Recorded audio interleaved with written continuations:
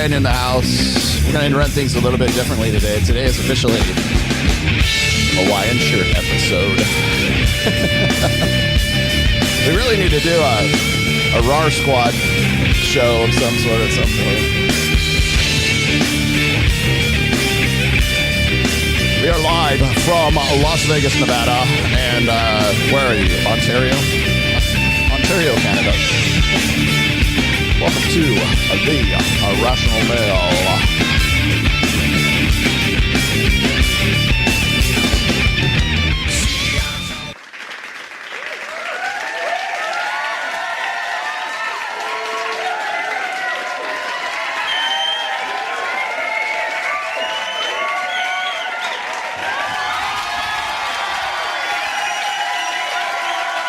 There it is. That's all for you, my friend.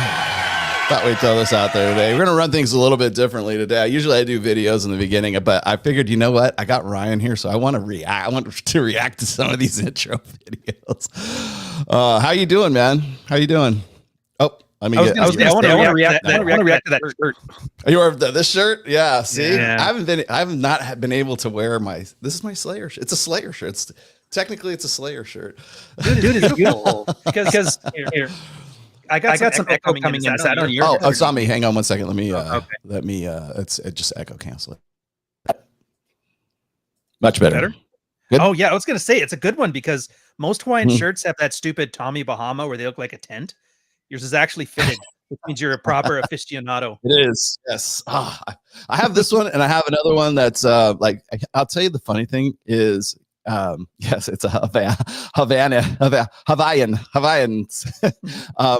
No, you know who turned me on to this shirt was Aaron Clary. He's like, you got to get this shirt. He sends me the link to go and grab it. But oh, that's funny. Aaron's always delivering. Good for him. Yeah. Well, and I have another one that's it's like an Eddie Van Halen one, which is like sort of like the red and white and the black and the crisscross stripes and everything like that too. So just as a joke, I think I would get the Van Halen one to compete with you, but get the one when David Lee Roth was kicked out during that right here, right now phase. Just to piss you off. Yeah, you probably would. You'd have an Ibanez. Yeah, exactly. You know, that's so funny, man. I haven't had you on in a while. I'm glad you decided to come in for this one because I really I need your help, man. I am going to be doing against my better judgment, and I allowed Mike Sartain to talk me into doing this. But you brought me here to talk some sense into you. Oh, that's good. Yeah, yeah, exactly. Please, so talk me off the edge. No, I'm gonna do it, but let me give you the background for it real first. So you know, I'm not a complete idiot. I'm just only like maybe 60% idiot in this. So I know you're 100%. No, I'm sure you're aware of this, is that I was accused of being a racist just last week and got to clear my name. Yes. And a racist, a bigot. I'm surprised they're not like groomer. Isn't that the thing? Yeah, more or less. But Manosphere pivot, you gotta go start hunting child diddlers. Well, I know. Shout out to Myron. Good job, man. I would like because I know he's doing the to catch a predator. Like, yeah, does that content really play?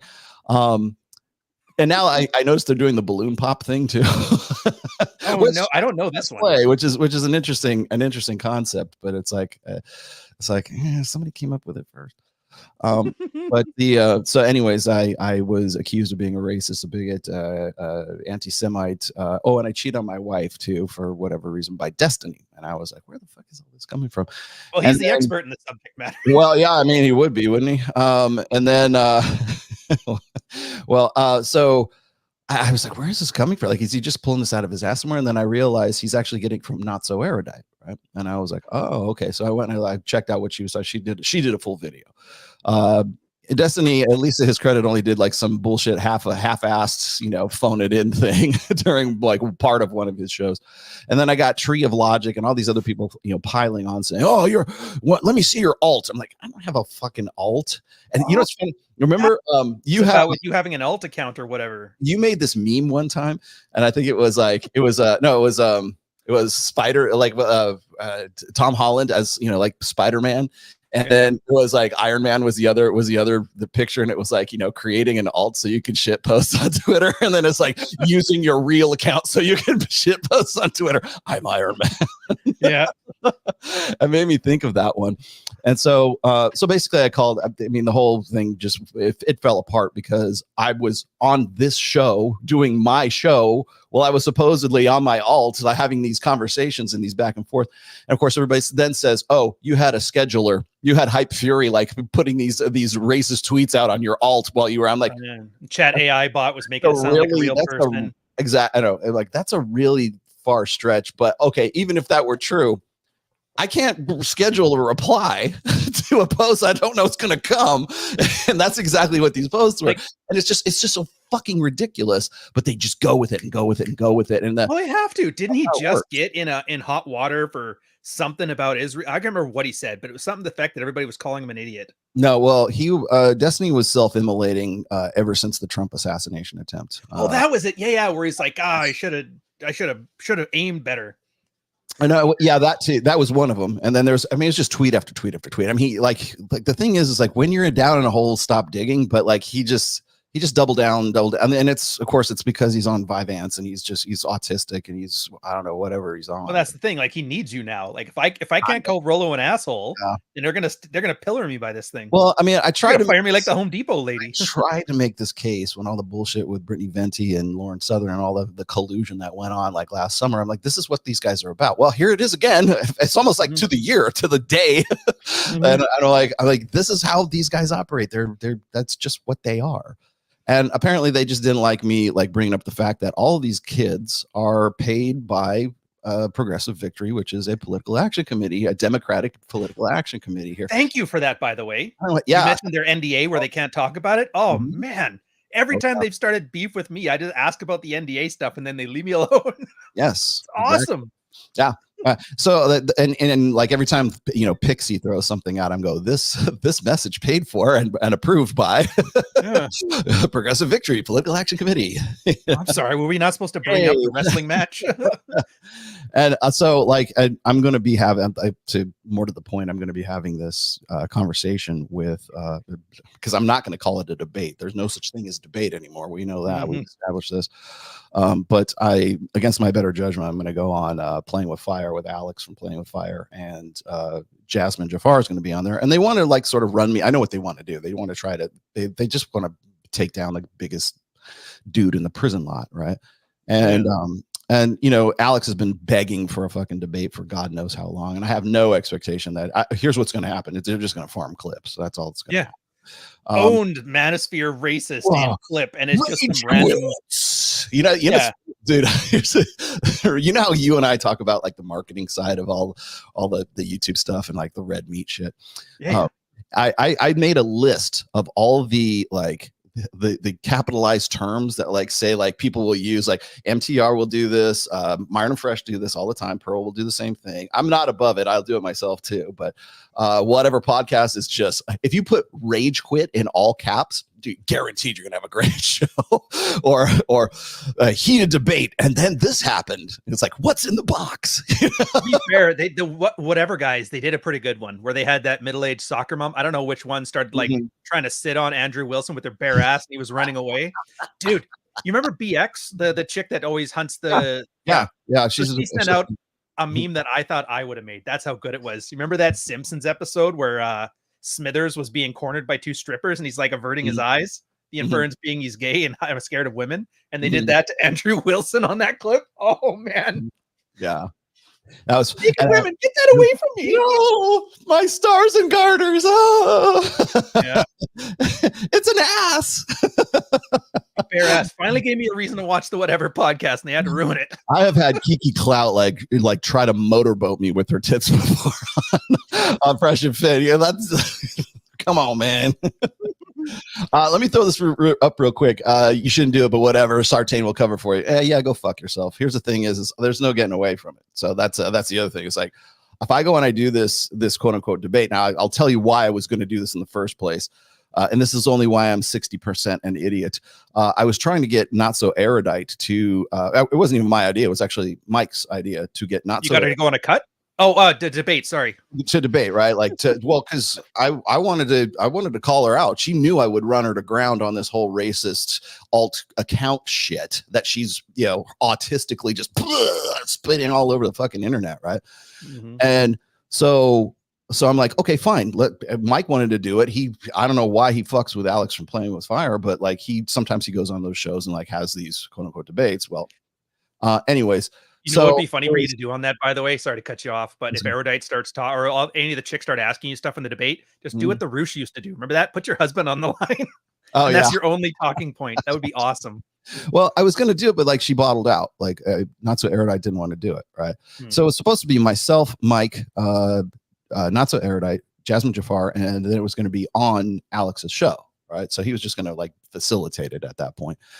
And then Not So Erudite pussed out because she knew I would ruin her because it's all 100% provable bullshit, which I had no problem like proving last week. But so now, so she bottles out, and then she gets back on Twitter and she's like, well, I'll debate you if you go on Ethan Klein's show on H3H3, knowing that I just blew him off like 3 or 4 weeks ago, right? And I'm like, get the fuck out of here. You're an autistic child and you're off your meds. So, well, honestly, with all these things, because I get what they want. It's like, other than the clickbait thing, it's red pill guys, right? It's the least attractive. That's all they want. Yeah. That's all they want. And so it's like the one person we can look better than are these guys with that stupid SMV chart. So when I went on with Erudite, my only plan was, you know what? I'm going to be here. I'm going to be charming. I'm going to be courteous. I'm not going to take bait. I'm not going to get sucked in. Like, I don't know if you know who Moist Critical is, Charlie. Yes. When he got sucked in with Sneeko. Did he come back on? Because I know he blew himself out. I mean, he's taking a break, I guess. I don't know what. Yeah, he's quit. He's quit all the podcasts and live stuff. Only recorded stuff on. Can you tell me what happened? Because I still don't know like what happened with that dude. They are doing the stupid debate thing, and you know that goofy Destiny thing where they bring up these random hypotheticals that lead you to answer a certain question a certain way, and so you have to answer this double blind. Sure. So then Charlie said that it's okay to troon your kids if you got parental permission or something like that.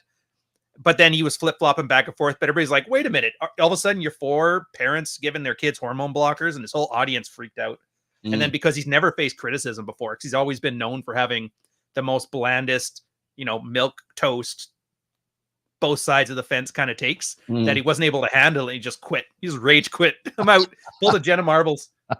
He's a big meme too. To get him to rage quit, that's an accomplishment. That's like a scalp for these guys, is what that. Well, remember too, he's not big because he's a particularly talented or charming or charismatic. He's just big because he was there first, early adopter. Yeah, and I don't mean to shit on him. I know there's fans, but it's like, yeah, that's why he was there. Yeah, that's funny you should say that. I said exactly the same thing about like H3H3 and Ethan Klein last week. I was like, I don't understand, because I don't find like what is entertaining about Fat Bastard. I don't see.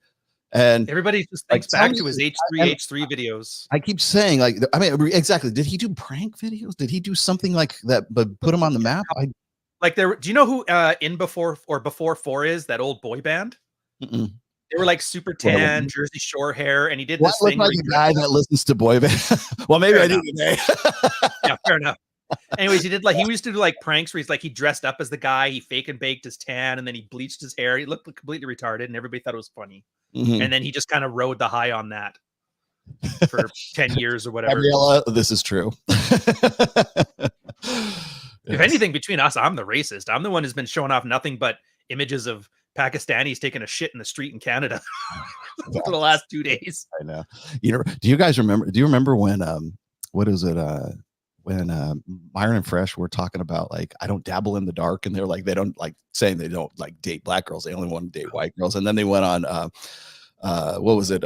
Andrew, what's his name? What's the name of that show? Something too. Can't remember the name of it. Anyways, they ran him up the flagpole on there, and I'm like, fuck, man, I'll take the black girls. No problem, man. I'm all about it with preference. Just like, why would you tell them that though? Like, why would you say that? He knows it's like Tony Sotomayor for the last 10 years ate shit every day because of that statement. So the only reason you wanted it because he thought you'd like the attention, and then they don't like it. Yeah. What's the name of his show? With Andrew Schultz's show? Oh, he's that comedian that everybody hates all of a sudden. Yeah, and then he's got Akash is on there too. And God, what the fuck was in there? Something too. I can't remember the first. That's how memorable the fucking show is, right? Yeah. Flagrant 2. Thank you very much for that. I know I'm just I'm having a senior moment because I can't remember fucking Flagrant 2. I like this guy Cam in here. It was a joke. They took it literally. On the internet, you don't say. Really? Wow. People don't understand what humor, nuance, satire, subtlety. I know. Sarcasm doesn't come across really well on Twitter. Yeah. Well, this is why I'm going to give you shit for this debate thing. And that's the whole reason. Please do. Yes, talk me off the edge. Right? It's just, I hate, because I like you. I like seeing you succeed. I hate when that stupid DNC slush fund stuff goes down. I want to see you do great. Rising tide lifts all boats, whatever. And when I see people debating with you, I would love an old Christopher Hitchens, Buckley, debate. But I don't get that. You get a bunch of people with no talent, no product. Like Destiny doesn't sell anything. What does he just got? sells. He's willing to. He has no shame. That's all he's selling. He draws a paycheck from Progressive Victory, apparently. Yeah, he doesn't even get the love and adoration of his wife, for Christ's sake. I'm like, so all they're doing is like they're trying to steal like a parasite, like a mosquito. I know they're clout leeches, is what they are. Which would be fine if you were like just going in. Like, I know this. Yeah. Yeah, so it's on me. Yes, I assuming I even do. It might not even be necessary for me to do that, because that's what I wanted to talk to you about today, because I want to get into some of these things. The reason, so let me just to continue the narrative here. Please. So Erudite bottles out. She's off the map. She wants to focus on politics, right? Like everyone else does right now. That's novel. Another Canadian doing political imagine stuff, right? that. Yes. And also drawing a pay. How does a Canadian draw a paycheck from a political action committee in the United States? How does that work? I don't understand.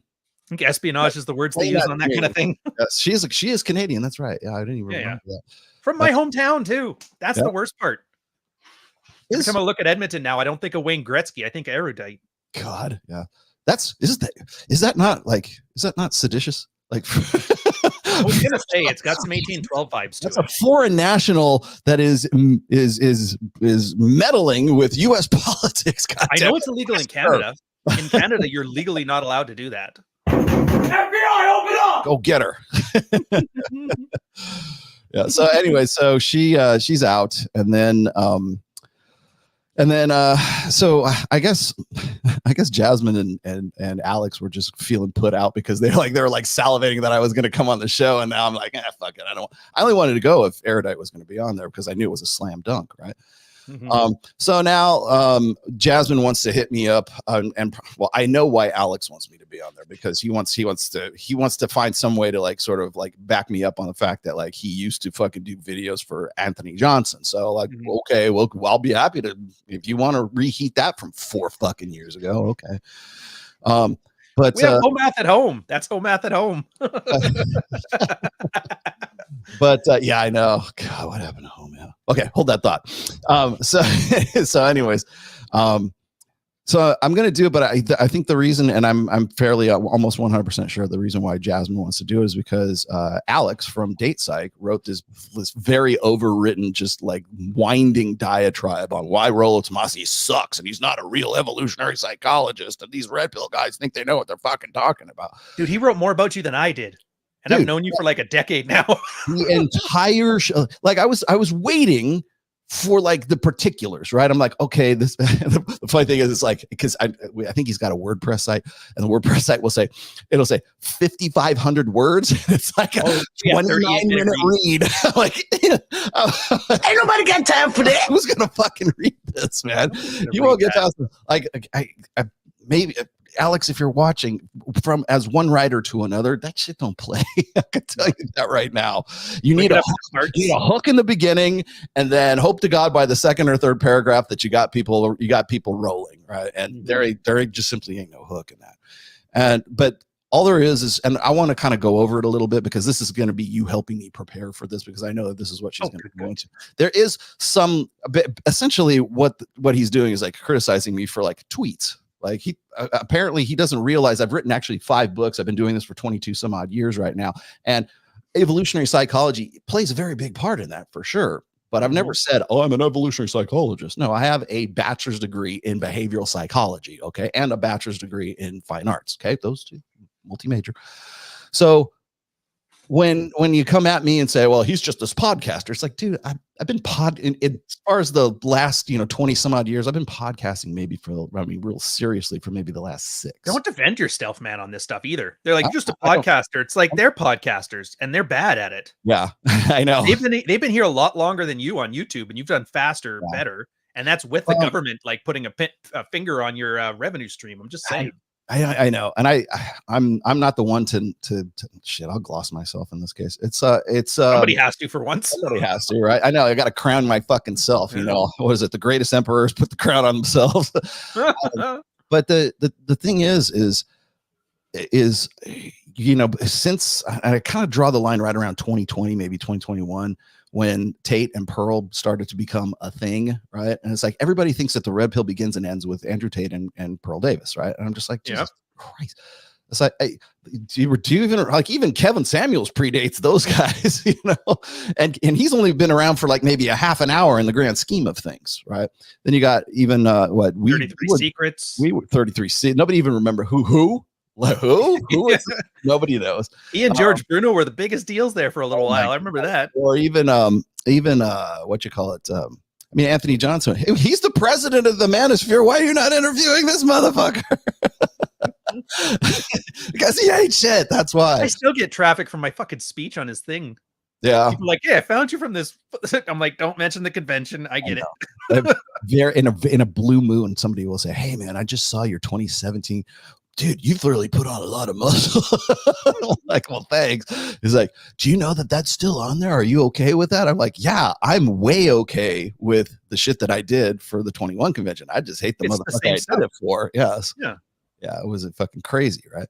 And I think that's the one thing that's nice that people don't give you, or like me too, but you enough credit for is most people pivot. They're doing this. Like Myron's chasing pedos now, talking politics. Hey, Aaron. We did this for you today. Stopped eating at Perkins just to say hello. I know. But like your message hasn't changed, which means you're actually here for a purpose. You're not just here to say whatever's popular. It's not pandering. No, I've been doing this for God knows how long. And then I started in the SoSwap days. I started in the forum days. I moved on to the blog days. I moved on to, I guess, really the social media / YouTube days. And now it's all about YouTube and Rumble and all this other shit too, right? It doesn't mean I stopped writing books. I'm still working on a book right now. You've got 3 in the can right now. You're catching up to me. I got to put 1 ahead of you. And people don't understand we're authors before we're fucking podcasters. You want to know why I got into podcasting? I got into podcasting for 2 reasons. Because do you remember this when Audible would give you like a bounty for every time somebody would sign up on your bitch. You told me about that, and when I signed up, they changed the policy like a month prior. Probably just change it, yeah. Yeah, you just let me know. By the way, there's 10 grand a month you don't get. I'm like, I know. I was literally drawing $10,000 a month off of just the fucking bounties, man. Not the sale, the bounties, right? And so what would happen is they would give you a good chunk of change every time somebody would sign up for a free trial membership for Audible, because that's when they were trying to really kind of grow the membership base, right? The subscription base. Then once they got to a certain point, they're like, nope. And pulled all that shit away. So I was like, well, I was making about 10, almost close on a good month. I was making about 10 grand, right? And so I'm like, well, I think maybe I'll try my hand at podcasting, because maybe I can sort of like offset that, because it was nice having that, right? And then I met Pat Campbell, and then the rest is history, right? But I originally started doing podcasts just to offset the money I lost from the bounties, because otherwise, it's Audible's fault. The reason I'm here is because if they would have kept the goddamn bounties, you wouldn't even hear from me ever again. Yeah, to be fair, it's like a notepad for me too, right? Yeah, same as Substack. I love when my work, like I'll write something for the Substack, which is going to be used in the book.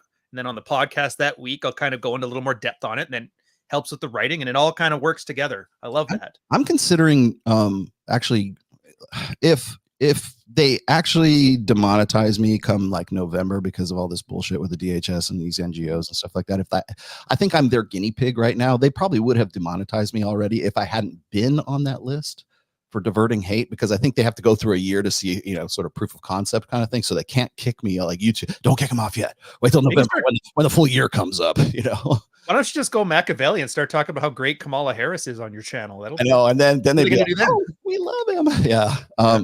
But so if shit goes sideways, I've been actually considering moving instead of going to Rumble, going to Substack and just doing a subscribership base, because they have you can view videos on Substack just like anything else for your paid subscribers. Yeah, podcasts, live not? streams. It's awesome. They're trying to replace Patreon, it can tell, WordPress. Oh, And I it think will.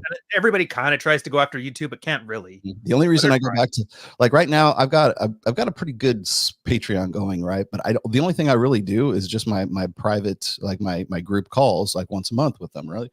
And it's not, I mean, it's a good way for people to help, sort of support the channel and support you. But man, if I could find some way to move it over to Substack, I probably would right now.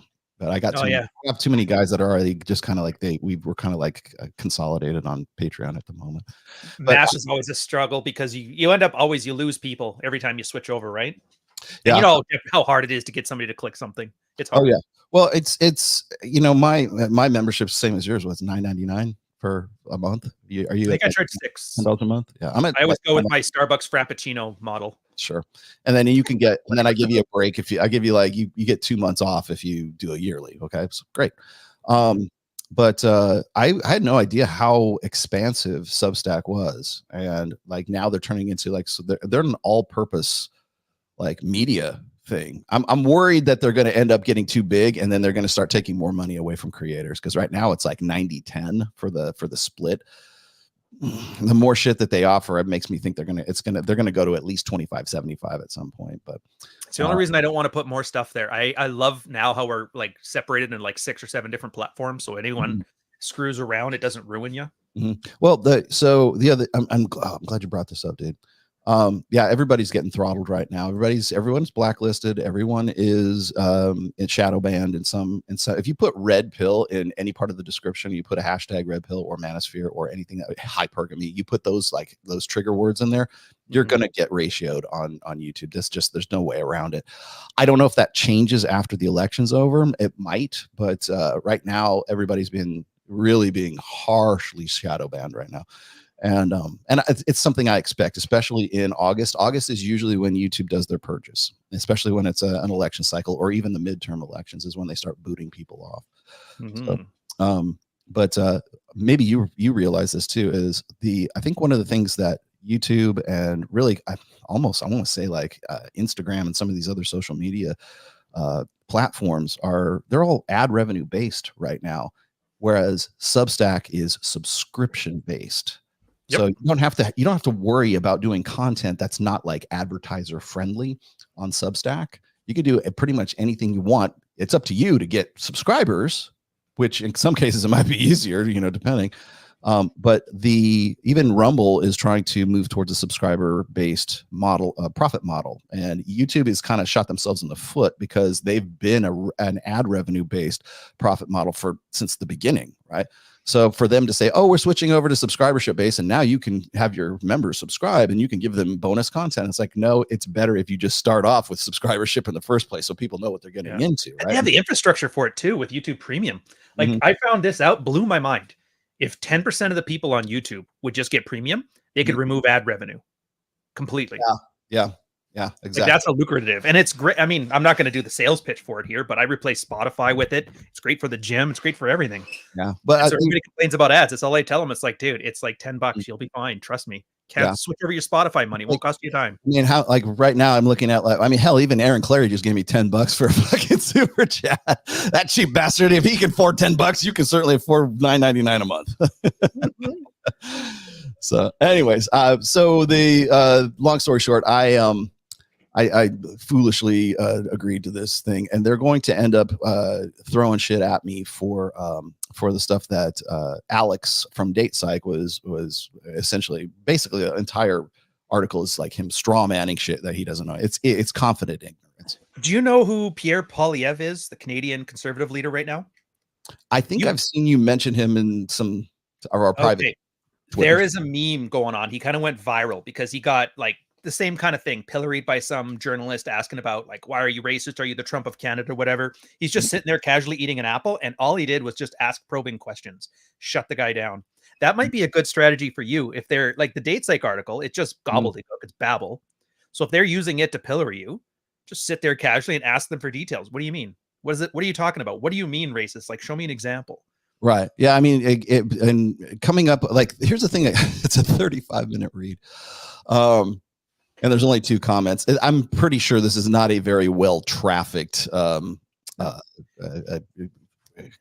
article. Oh, guaranteed not. But here's my point is like, how researched and professional do you consider playing with fire? And what was the other idiot's name again?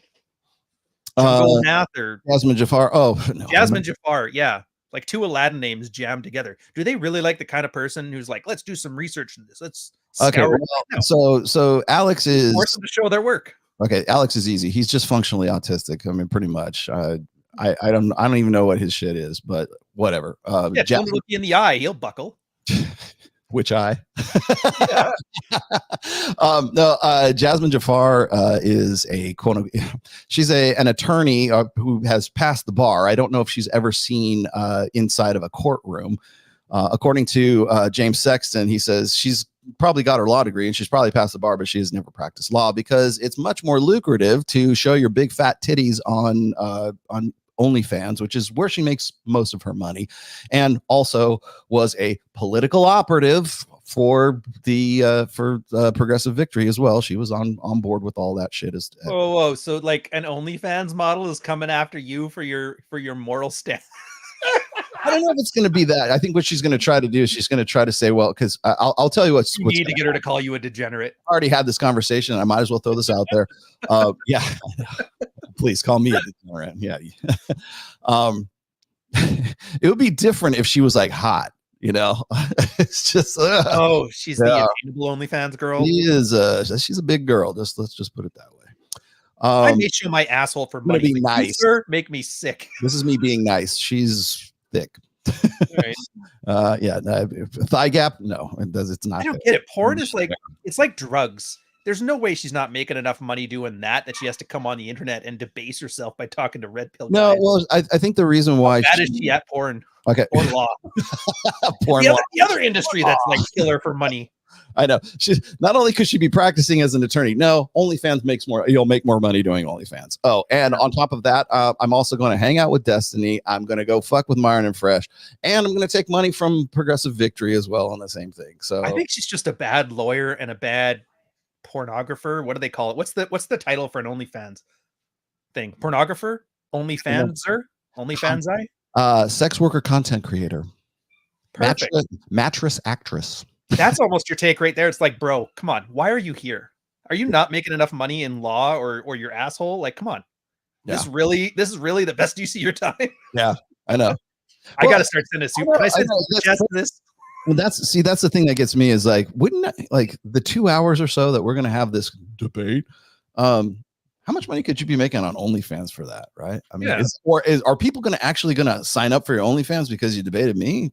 Probably not. But on their ice cream, yum yum. So the only thing I can think of is that it's probably just a follow-on effect for Progressive Victory, because you got to remember that the what's his name, Sam Drismala, he's the guy who is the I guess administrator, or the big guy who organizes that pack.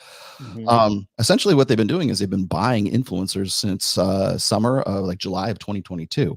Yeah, and they're quiet about this. He has a podcast where he literally told you he was doing this. Oh yeah. There was an interview of him where he explains in great detail exactly what he was doing. And now there's a documentary that came out, and nobody was watching it until I started popularizing it, showing exactly the mechanics behind all of this. And I think it was very timely, because as soon as Trump's assassination attempt went sideways, I have a feeling that was when like the cash register closed. You know, after that, like all the money is just cut off, because they know that after that, there's probably not much use in going out and canvassing for Joe Biden, who is now not even Joe Biden anymore. It's Kamala Harris, right? So I don't think they know what they want to do. But I will say this is, if I like some of the low limit players at the Progressive Victory, they're panicking right now. Good. Literally panicking. And if you want to know why, like Destiny's grasping for straws right now with trying to run me up the flagpole for being a racist and all this other bullshit, manufacturing bullshit, about alt Twitters and shit like that. He's taken so many L's in the last like really 3 weeks that's really all he has. He's point and sputter all he has left. Have you seen the one where Norman Finkelstein called him a moron? Oh, I love that clip. I watched that one still. I was like, I was good. Yeah, I mean, he was starting to take L's back then, but like right after when he just did like doubled, tripled, and quadrupled down on the President Trump assassination shit. That was the end. I mean, he basically self-immolated at that point. If you have Pierce Morgan saying you're an evil fuck, I know, Mr. Wiretapping at grieving families. I do not have anything good to say about Pierce Morgan either, because he's the one who brought Destiny on with Tommy Lahren to like talk about like geopolitics between Palestine and Israel. Dude, like, do Americans not know Pierce Morgan's history? Those are the best you can find. Like in Great Britain, those are the best you could find. Well, no, Great Britain won't have him back. They hate him. Do you guys not know his history? No, is he? So he's not in the UK anymore? No, as far as I can tell, he's not ever going back in there. So he was part of like a tabloid journalist thing there. And I might get the details wrong, but I got the broad strokes. He wiretapped this family whose kid was missing, ended up being murdered, and like started reporting on it, and then gave the family false hope that their kid was still alive. And I think he did something to the royals as well. And between all of this, like horribly illegal stuff. And that's why he had to come to the States to start working. And then the States loves a shameless man because he'll do anything for money. Yeah. And that's why he goes on and calls everybody an asshole, because it's like, he's the expert. Yeah. And that's why everybody's response is like, oh, we're all evil. And people are like, no, he's not. And like, yeah, he is.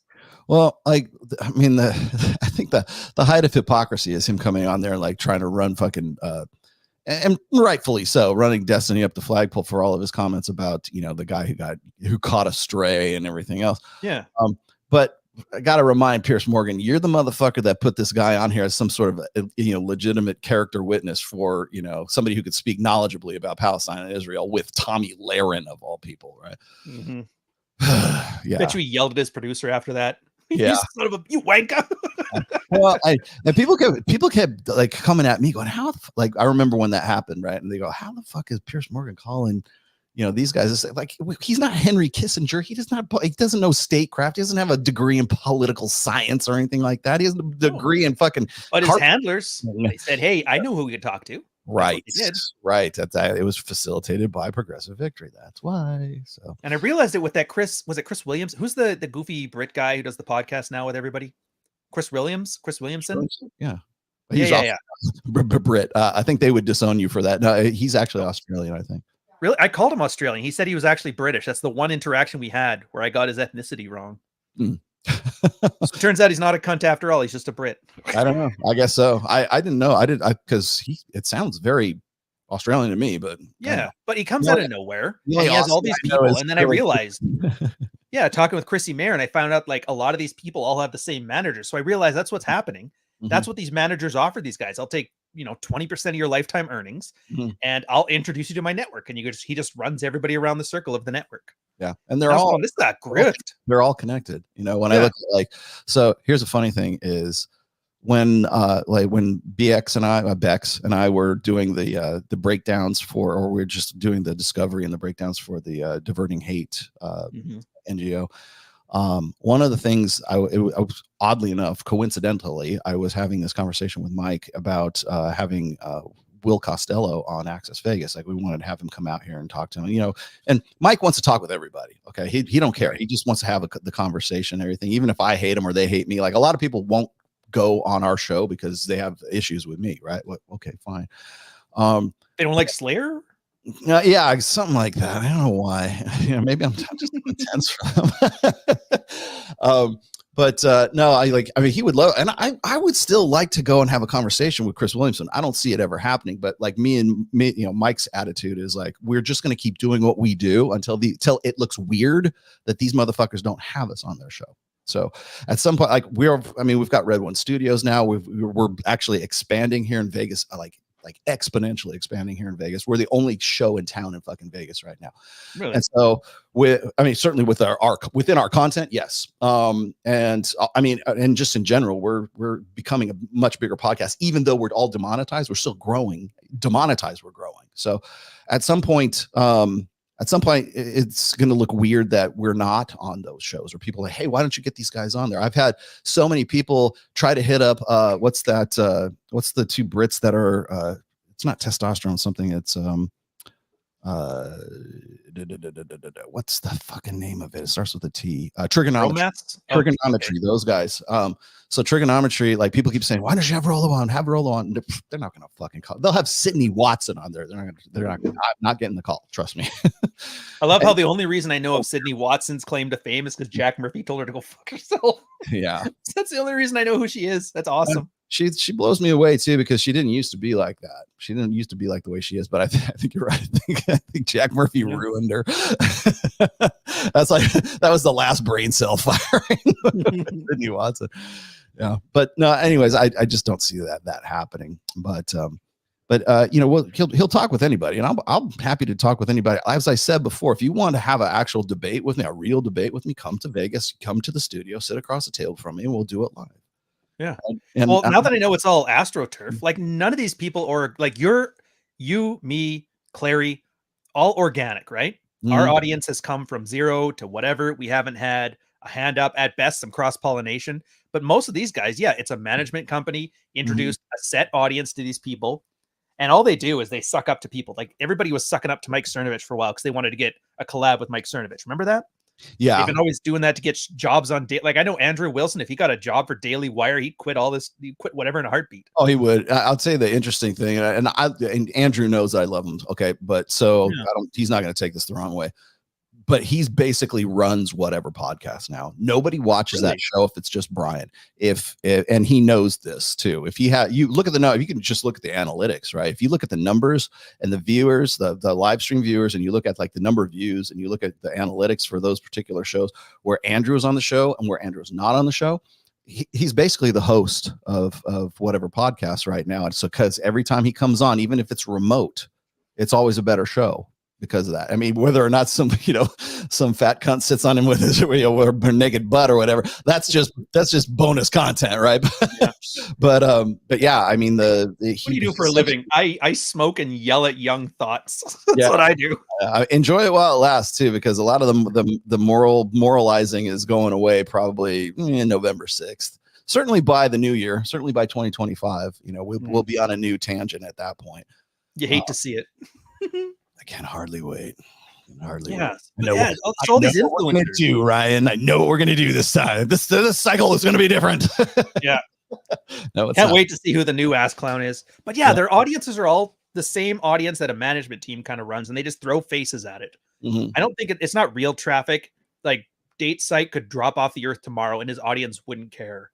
Yeah. You drop off the earth. If you stop tweeting for 2 days, like people would ask, where are you? Does he have cancer? You know what I mean? Though there's like a fundamental difference between how like the relationship between a creator and his audience and the work and the professionalism. I don't see any of these people having it. They're literally plugged into a machine to be like organic propaganda. So, it's not an advertisement, it's a podcaster, but it's kind of is. Yeah. I think that's the part that hurts the most, is because you're sitting there, you're talking to a brand, like an NPC brand. They actually have people that tell them, don't talk about this. Ryan, I know you hate this, but thanks. Rollo and Ryan are the only authentic red pillars. Keep on trucking, gentlemen. We still need to do it. We should probably do this show like in midweeks. We should do like Wednesday shows, just me and you doing something, just shooting the breeze, just fucking around. I can make time. Even if it's just for an hour, it'd be kind of fun to do. I've been looking into like doing short form, like now, because now I have Red One is available to me anytime I want, so I can go in there. I can do things now that I could not do before in Vegas. You and I would do it remote, obviously, but now I have. People don't realize there's actually 2 studios in Red One. There's what we call the Hex Studio, which is like more for like I think we could fit a maximum of like 3 people on that. I'm going to eventually move this show into that studio once we're ready, but we've been focusing so much on the big studio, which is the one with the big the table, and we can accommodate like 8 to 10 people on that one. And now we're running into staffing issues too, so we have to have people to run the production for it, we have to have people doing the sound for it, we have to have like, and then I've got to have like a handyman or somebody like sort of a gopher, like a PA to help me out, because because it's in an apartment, right? And you can't get in, so the girl's got to wait. So I got to have somebody go down and get them and bring them back up, kind of like what they do at Fresh and Fit. So now I've got to worry about staffing, issues on top of everything else and getting those guys paid. And so now we have this sort of strategic alliance between, Miguel from Cultivate Crypto, Charlie from Cultivate Crypto, Miguel from Dollar Cost Crypto, Crypto Mindset guys, myself, and then Mike Sartain and the Men of Action group. So now all of us are using this one studio, which is great. It's working out fucking fantastic, but it's a blessing and a curse, man. I would say we have problems, but they're good problems to have. So we're trying. You know what? As long as when you open the envelope, the keys are inside. That's all I care about. Yeah, and I'll tell you the thing that gets me is like when I listen to bullshit from like Alex from Dateside talking about, oh, he's just a podcaster, he doesn't know, like, bitch, you don't know what kind of fucking work I do on a daily basis out here and making shit happen and not just for me, but for other podcasts as well. And not just for me, but also for doing books and doing fucking appearances and then going and doing charity stuff and then going and doing, whatever. I got so many fucking irons in the fire right now. And so, well, isn't he a 45-year-old student? I don't know. How old is he? He's a 45-year-old PhD student. I was going to ask you that. Do you know how old he is? Somebody was saying, or he was saying that he said he was older than me, which meant he's like got to be in his 40s somewhere. I get Secret King vibes from him. You think? Yeah. People don't know the fact that he'll ignore me but shit talk you. Meanwhile, I'm going for the jugular, and you're just like sitting there lollygagging around talking about Trial of Ascension. Well, yeah, exactly. Well, I know that's a funny thing. This guy only talks to porn stars. And I talk to metalheads. What are you talking about? Yeah, well, I don't understand the problem with it. I posted. You probably saw this. I posted pictures of my wife on our. Like me and my wife on our my Instagram. I mean, I guess at this point you've been doxed enough. I've since removed them, because I only want to put them up temporarily anyways. Yeah. But I'm doing that, and like people are just like, they're either too happy or they're too pissed off, right? They're just like, hey man, congratulations, 28 years, what accomplishment, blah blah blah. And then there's people like, oh man, you married Roseanne Arquette. I know. Like, what? Look at these people in their 50s. How come they're not as hot as 21-year-olds with big tits? Like, come on. Exactly. And we're like in really good shape for our ages, right? So oh yeah. And in America, dude, thin people in America, I did not know they had those. Dude, I'll tell you what's funny is like when I was here's a secret story. When you're as a guy, when you're really good looking is when a very old woman says, you're very cute. You're a hot guy. Like I was at this when I was on my anniversary week. We were staying at this place that's close by here in Vegas, and there was an arts and crafts fair that was going on. It's like it was all run by little old ladies and stuff like that. And I'm buying a nice arts and craft game. Love it. Yes, and the lady goes, you're a real cutie. Well, I am. That's when you know. Nice. It's not the hotties. It's like when mom or grandma says something, then you're hitting on all 8 cylinders. Yeah, it's funny. Well, like you said yourself, when because Drew just finished his pose off, didn't he? Yeah. Drew. The older you are, the more being fit as a flex. Drew Bay is younger than I am. Really? Yeah, I think he's 51, 52, and I'm 56. And he is ripped. And he took 3rd and 4th in the latest. He was just in Tampa and he did a bodybuilding and a fitness bodybuilding contest of some sort. Probably a mix kind of thing. But I mean, for the masters, like 40 to 50-year-olds, right? And congratulations to him, man. Bravo. Because he really puts in the effort and the time and everything. Of course, everybody says, oh, it must be the steroids. Like he does not do, I know he does TRT, but he does not do steroids. So even if it does, it's not like growth hormone. You still have to work out. All it does is repair your muscles faster. No, it just means you can work out more. If anything, you have to work harder. Like when people call me Swolo or something, people just can't let me own this, right? You just can't fathom the fact that I might be working out with like Hide Yamagishi or something, or I'm at like Powerhouse. Or the reason why, one of the benefits of having moved to Las Vegas is I'm in a real fucking gym.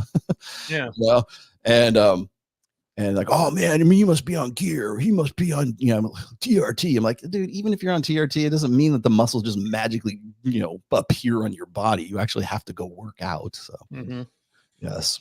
Plus, not having gorilla belly, that's a big tell too. That HGH belly that everybody gets when they just start thinking the drugs will do all the work. Yep.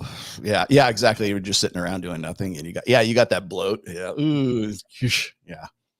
I want to let me get to the super chats here real quick, and then we'll move into I want to move into the Replication. crisis of replication. Coco over freezing. Okay, Armageddon is coming.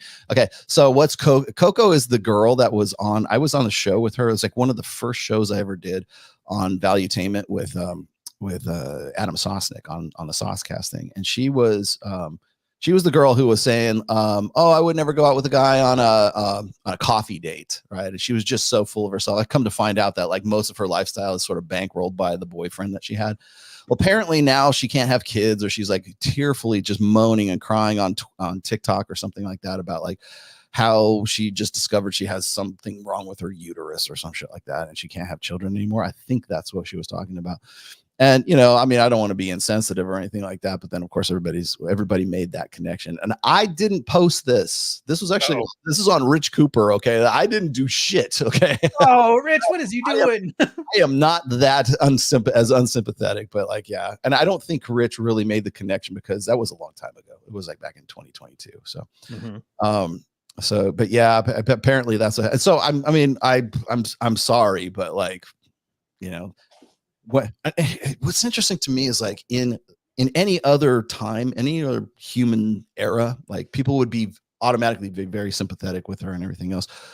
But when you have a digital footprint of you being a bitch about coffee dates, and I only want to go to sushi, and I only want to go to Louis Vuitton, and I only want, you know, Chanel, and I want Gucci and this and stuff, and then something bad happens to you, and then you go like pity party, you know, virtue signaling, you know, empathy signaling, right? Yeah. Those digital footprints are going to follow you. Goodwill isn't infinite. Everybody gets. Well, I mean, I guess they're getting it now. I'm sorry she's in the predicament she is. I really have. I can empathize, but like empathic, not sympathetic. I'm sympathetic, not empathetic, because I can't really. Or, yeah, the other way. The other way around. Yeah. Okay. Can a woman with more than 5 bodies pair bond? Of course. Humans don't pair bond. Yes, I was going to say, yeah, you know who pair bonds? Penguins. Swans. Yeah. What humans do? Humans ejaculate. You get microdoses of testosterone. You get serotonin and oxytocin. You know pair bonds? Field voles. Yeah. The closest human gets to pair bonding is sex is like literally has to be redone hundreds of thousands of times. You get like a 5-minute. It's like cigarettes. You can't just quit. We are promiscuous by nature, and we are monogamous by choice. Yeah. There you go. For the eventual Hawaii trip, thanks for your $5. That will put Hawaii's on fire. That will pay for the frilly umbrella. That $5 in the tray and the $25 drink. God, have you ever been to Hawaii? No, my parents have, but not me. Last time I was in Hawaii was a long time ago, but I was in Maui, and man, a fucking hamburger, like a cheeseburger, is like $25. I've heard it's like the most expensive out of the islands. You're better off going to Fiji or Tahiti or anything. Maui's where the surf is. So. My son wants to know what 7-string guitars for intermediate players for metal music do you recommend? Excellent question, my friend. You need more than 3 strings? Yes. For power? But yes, yeah, you know, we're not playing cigar box guitars here, son. Actually, hold on a second. I will show you exactly what is the best. Hang on. All right. While he's doing it, I'll tell you the real answer. He's just going to do a lot of fifths, which is power chords. You only need the bottom 3 strings. So just get a Gibson, because he's going to talk about Ibanez or some crap. No, I'm not. Here, this is it. Solar guitars. Yes. Solar. Look at that. Who makes these? I've never heard of these guys. It's by Ola England. It's his company. It's Solar Guitars. Really good, high quality. I mean, it's probably like this one probably will run you $1,100. But you wanted to like, well, okay, that'd be an intermediate player. I mean, for somebody who buys like $4,000 guitars. But you could probably find a good 7-string, a Solar for like, because this is like a mid-range to like the middle upper range. You could probably find one for about $850, I think. But Solar is really good.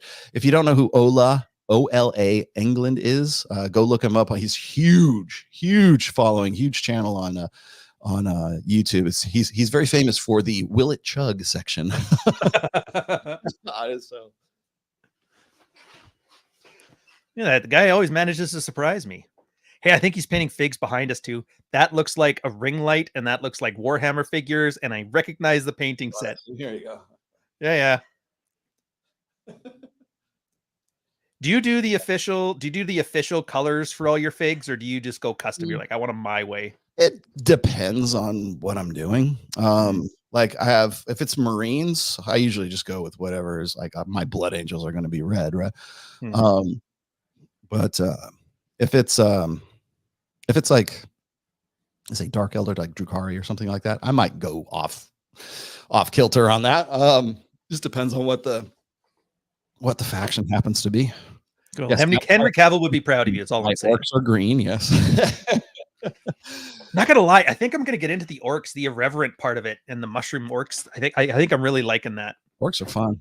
Yeah. Don't expect to win, but you will have a good time every time you play. I can guarantee you there'll be some bullshit that happens that will make you laugh. So yeah, you just got to believe in your magic hard enough and it'll happen. Yeah. Tell Ryan to get on Tekken. My thing is waiting. I don't know what the fuck Tekken is.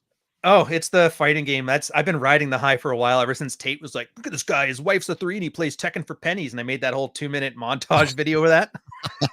Dude, I've gotten more use out of Rich's playing with fire video with him than he has. Like it is 2024. Remember the shit we were talking about in 2022, like during the summer of 2022? It was like 2 years ago. Remember the stuff that used to bother us? Like, oh, this is the worst thing ever. Now we're looking back. It's like, oh, it was adorable. Yes. Destiny flamed out. The Tates are gone, or are soon to be gone. Everybody's gone. It's like the third iteration of I know. It's like fucking Gentle Warts. Yes, I know. Remember Corey Capella? He coked out. Yeah, he flamed out, didn't he? Yeah. Oh yeah. Or who's even heard of? You know, it's funny. It's like nobody remembers who Jack Murphy is, but they know the beard when they see it. Yeah, that's it. Or Lionheart. Yeah, if you have this beard, you're a cuck. Exactly. Or the Lionheart guy, he wrote the anti-red pill book. He did the same thing Datesite did, but he made it his 40,000 page or word book on the red pill. I don't know if you remember that. Yeah. Yes, I remember that. And I remember the guy, what was it, Boaz the Holy or whatever, like wrote some like the irrational male. I'm like, that one too. Yeah. Came and went like a fart in the wind. Everybody comes in, it's like, hey, I got this new thing. You guys have never seen this. Like, oh yeah. A good AMOG is, he would never cheat on you. He's a nice guy and loyal. Then a girl will cry from disappointment. It works again. It works against Destiny. I'll tell you the most delicious irony of the whole thing with Destiny is like the guy who like fucking schooled him and like swooped his woman. Like the way he swooped her is because he wanted exclusivity with her. Yeah. I'm not cool like that.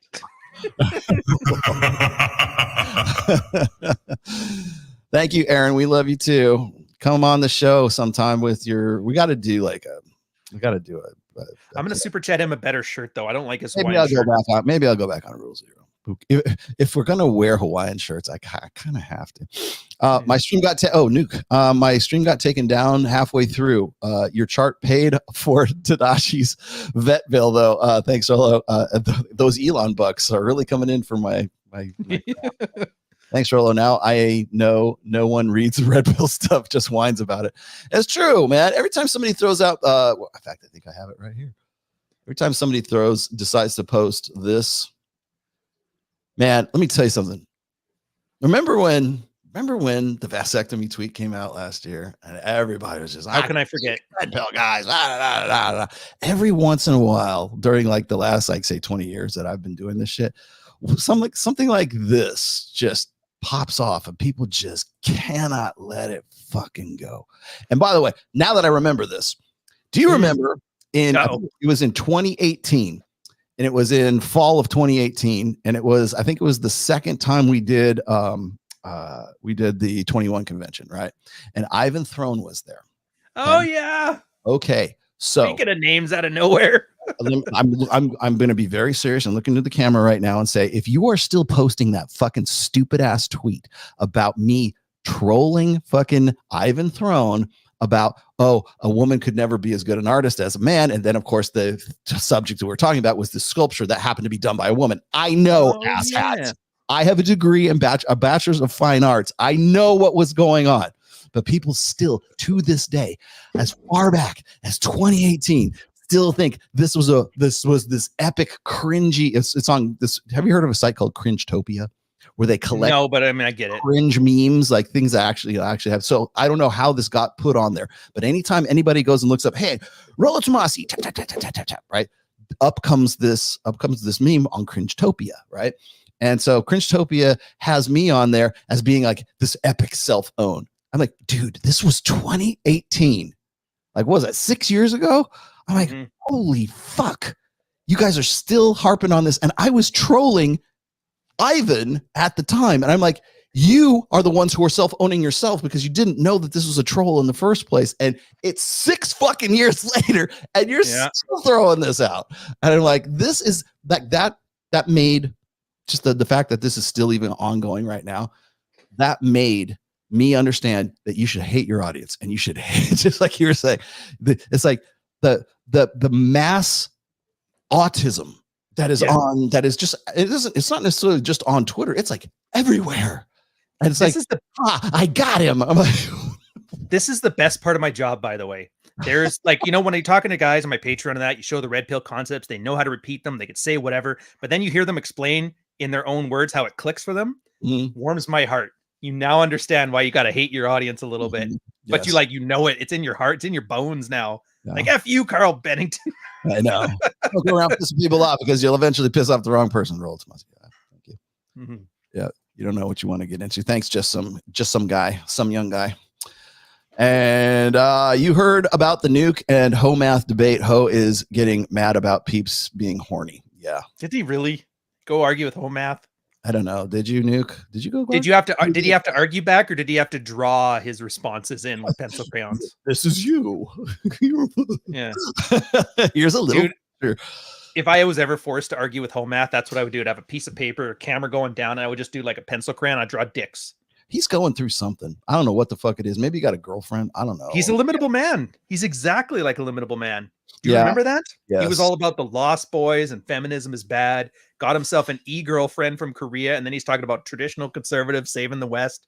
Then she dumped him and Tate slammed him. And then he blocked all of us and went and hid in his corner. Yeah. That is true. Chesty did destroy him on Twitter. Oh my God. And I want to like the guy because I really like, I think what he was doing was actually pretty cool for a bit, but now he's just kind of like, what the fuck happened, man? I mean, he ran out of material. You can only steal. There's like what, 20 rational male points that everybody uses. He could do 20 videos on that. And then the 21st, he's like, I don't know, maybe blame the Jews. Yeah, exactly. Yeah, exactly. And now what's going to play for me? Yeah. That's what you meant about this, the slow growth. A lot of that is like, you actually have something to offer. You can improvise. You can talk about, I'm not above this. In fact, I'm actually beneath this. Good, man. But we had like Mike. I wish I could. I was on my anniversary when this went down. But like Mike, happy anniversary. Thank you. Mike interviewed Dr. Orion Taraban while I was gone, right? Because I was up in Mount Charleston and he was down here, right? And I really wanted to do it, but I'm like, no, it's my anniversary. Fuck off, everybody. I turned off my phone and just said, fuck it. Which was a little weird, quite honestly. But so he was on there, and I have a lot of respect for Dr. Taraban. I think Psych Hacks, that guy. Psych Hacks. He's very good in delivery. I'll give him that. Okay. Apparently has a book out. It was okay. Like the beginning parts that I've read so far, it's kind of dry, but I mean, maybe he'll get better. But Mike brought up something about how he had a lot of the stuff he puts out there, he just kind of repackages my stuff, right? When it comes to, I don't know if he's gone through Alpha Widows or anything like that, but a lot of the stuff that like I've talked about for forever. Like your stuff or like first year your stuff? Well, concepts, but then he'll like rename them. But one of those things was he was talking about how, in fact, I think the title was called Mutiny, right? And I've already written about that, right? Yeah, I know Mutiny. So in fact, I have an actual essay post that's on the Rational Mail called Mutiny, right? And it's about how, and the reason I wrote it was because of Athol K, right? Remember when Athol K was the captain first officer model? That was your rebuttal to it, and all this other shit like that. It's almost identical to what Dr. Taraban was talking about. Now, if I go and say that, then they're like, "Well, you didn't think of everything, man. Patrice O'Neill came before you, and Tom Likas is better than you, and on us." I'm like, yeah, but like literally. I mean, to the point where he's using mutiny as the the title of the chapter. Okay. I mean, great art of steel, right? Right. I had to point that out to Mike, and he's like, yeah. He's like, I guess I kind of understand. Now he is blackpilling with what if alt hist? Yeah, dude. What a false. Speaking of, with home math, speaking of what the hell happened to this guy. So Mhm. he was autistic and he read a lot of books. And so he likes to talk about politics and like, what if, America had a civil war or stuff like that. It was pretty entertaining. Okay. And then I guess he just ran out of history and he's kind of gone. And as soon as he started talking about the Manosphere, like I hate when I see somebody I like watching on YouTube start following either you or me, because I'm like, their content's turning to shit in 2 months. Mhm. Then they'll start thinking they can talk sexual dynamics. And then I'm like, then I hear their dog shit takes. And then I'm like, now I can't listen to their real stuff. Cause I'm like, you probably don't know that either, but I didn't know that. Yeah. His big thing was he debated Vosh one day. And his first thing was like, do you know what you're talking about? And Vosh just called him an asshole. And it was like the waste of 2 hours. But now they're doing their like Influencer Alley in Texas. And they're trying to make like a network. They're kind of along the same lines as Think Before You Sleep, that whole group. Vaush and what's her name? Brianna Wu, Brianna Wu. They're also paid political operatives by Progressive Victory. So put an asterisk. I think that's where the money is now for them. I think that's what the goal is. It's like back in the day, you would make software and sell it to Google. That was the business model. I remember when like I first started like interacting with Andrew Wilson. And we were talking. We had a shared mutual hatred of Destiny, right? So everybody does. Part of the conversation we had was like, where is he getting his money? Like, how does he get paid? Yeah. And is it because is it ad revenue? Is it because he got banned from Twitch? He got banned from Twitter or it's from Twitch. Banned from Kick too, right? Banned from I think he's back on Kick now, but like then he's got a huge network. I mean, but like that doesn't mean shit. I mean, where's the money coming from? Because he had to move over to YouTube, and maybe he's making some money from Super Chats because he just does these long, marathon streams. But I'm like, but even that doesn't like make him that where he's going on Piers Morgan and the rest of these. And I'm like, yeah, because he's being paid by fucking political campaign committee. You got to wonder how much though. Like, how much do you think that DNC slush fund pays? Well, do you think that's like 6 figures, or do you think he's getting like 50 grand a year kind of pay? It's enough so these autistic kids feel comfortable enough to talk shit. 50K to get them on podcasts, right? I think what's interesting is like when you look at like whatever podcast has not, to my knowledge, they have had no copyright strikes, they have no infringements, they have had nothing against them. So that kind of makes me a little bit wary about like what do they have going on, especially when they're like entertaining people like Andrew Klavan, but also Michael Knowles and the rest of these guys. And I'm like, what arrangement does Brian from whatever podcast have with these dudes? And they're, as far as I know, he's like why is whatever podcast not on the 10 most wanted list for the DHS, in the diverting hate list? You would think like they couldn't get Myron and Fresh because they're demonetized. They couldn't get Pearl because she was demonetized. Why are they not putting whatever podcast on that list? They're in the millions. They're in the millions of fucking subs. Why are they not going after them? You tell me, man. I just work here. What's this guy want? Oh, here you go. Thank you. I remember you and Rian doing a show together a few years back talking about how when guys who were getting it started to figure things out and they hate themselves a little. You ever met anyone like that? What would you say to them? I remember this too. Yeah. Yeah, it was the content creators. How like every time somebody would get famous and they would always be like, I love Rollo. He helped me. He solved this. And then they get a little bit of success. They get past the thing. And then they're like, fuck Rollo Tomasi. And then they'll dox your family. Yeah. There's like 4 guys in a row doing it there. That was like your theme for like 2 years. Yeah, because they fall in love with you and then they're like, oh, he's not as easy to get a hold of these days. Random thought, Rollo reminds me of the actor Sean Bean when he wears eyeglasses. He plays in The Island and Equilibrium. I have no idea. I guess. He's the guy who was like James Bond 007. He was the 008. Okay, Sam Botta, go look up a picture of this dude for me, please. I don't think you do, but whatever. I mean, he wears the square glasses. No, he's British. And you're Dutch, aren't you? Dutch? No, I am Danish, my friend. Danish? Oh, sorry. It's like Jack. I don't know. We are Vikings. Yes. One of those places where you put the little waffle on top of your coffee. I can't tell them apart. Stroop waffle country. One of those ones that Canada saved in World War II. That's all I know. I remember because I used to make all these trips over to the Netherlands and then Belgium, and then when I was working at Van Gogh Vodka, and stroop waffles. I was like, oh shit, these are great. That and old cheese, like the old cheese stuff. Like I forget the kind. It's fucking really good. That's I do miss that. I do miss those things. But yeah, you know what I don't miss? I don't miss the cigarette smell in every fucking hotel I go into. Oh, that takes me back to like the 80s. Everywhere. Yes.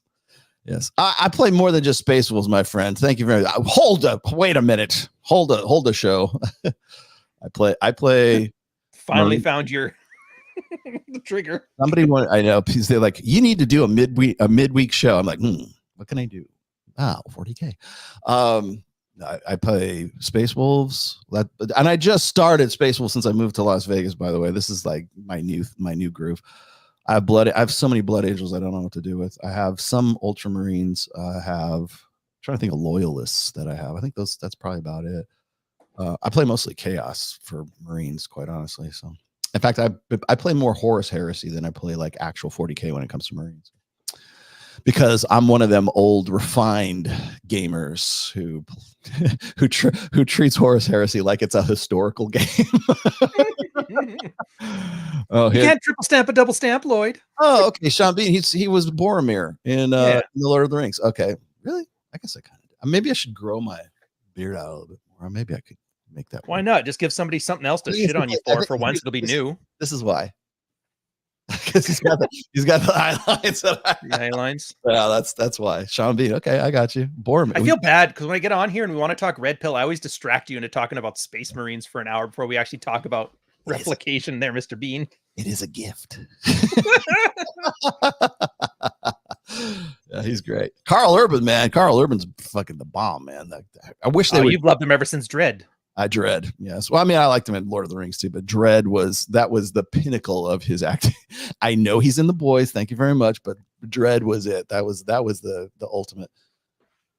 Women use manipulation because it's made them survive for thousands of years. Ryan Stone. Everybody knows our quotes. I'm so happy. Okay, let me. I gotta get to some of this shit here. Yep. I want to just read just the first part of this so that you can get an idea what I'm going to be dealing with. I don't know. Have you read this yet? Have you even read? Hold on a second. Let me grab it. Yeah, I'm not in your studio. I don't know what this is. No, this one. I get a link. Oh, I might have missed it. All right. Oh, this I didn't look. I wanted to. I really did.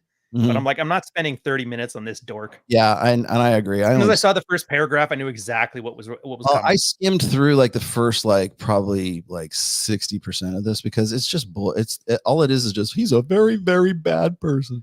Rollo Tomassi is dubbed the Godfather of the Red Pill. His rise to fame, oh really, you think I'm famous, has been in no small part from presenting intrasexual dynamics through the lens of evolutionary psychology. I wouldn't say that either. See, if I was being really fair, I would say you're the synthesis of pickup culture and evolutionary psychology. I think that would be more fair.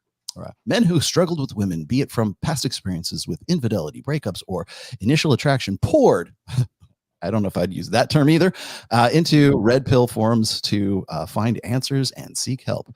In one presentation on the 21 convention, Rollo Tomassi said the most frequent question he receives from men is, how do I get my girlfriend back? Yeah, that's one of them. Psychologists, too, were interested in these same questions, not to the degree that pickup artists were back in the mid-2000s, albeit for different reasons. They wanted to publish papers. But see what I mean? Like, what is that saying even? He just makes assertions, but he never backs anything up. He never comes with like a why am I making this assertion? What's the conclusion? There's no hooks. There's no summation, right? Like I'm not a good writer. I should be able to do better than this. He's a horrible writer. He's a horrible writer when it comes to stuff like this. I think probably when he's writing about technical stuff, he might have I think he has a different angle, but like this is him just like venting at this. There was a natural and understandable pull towards evolutionary psychology in the forums during the early 2010s. No, that was the early 2000s is what that is. You got to remember, I was on So Suave as far back as, really 2001, but the current iteration of So Suave that is still online and still going strong today in 2024.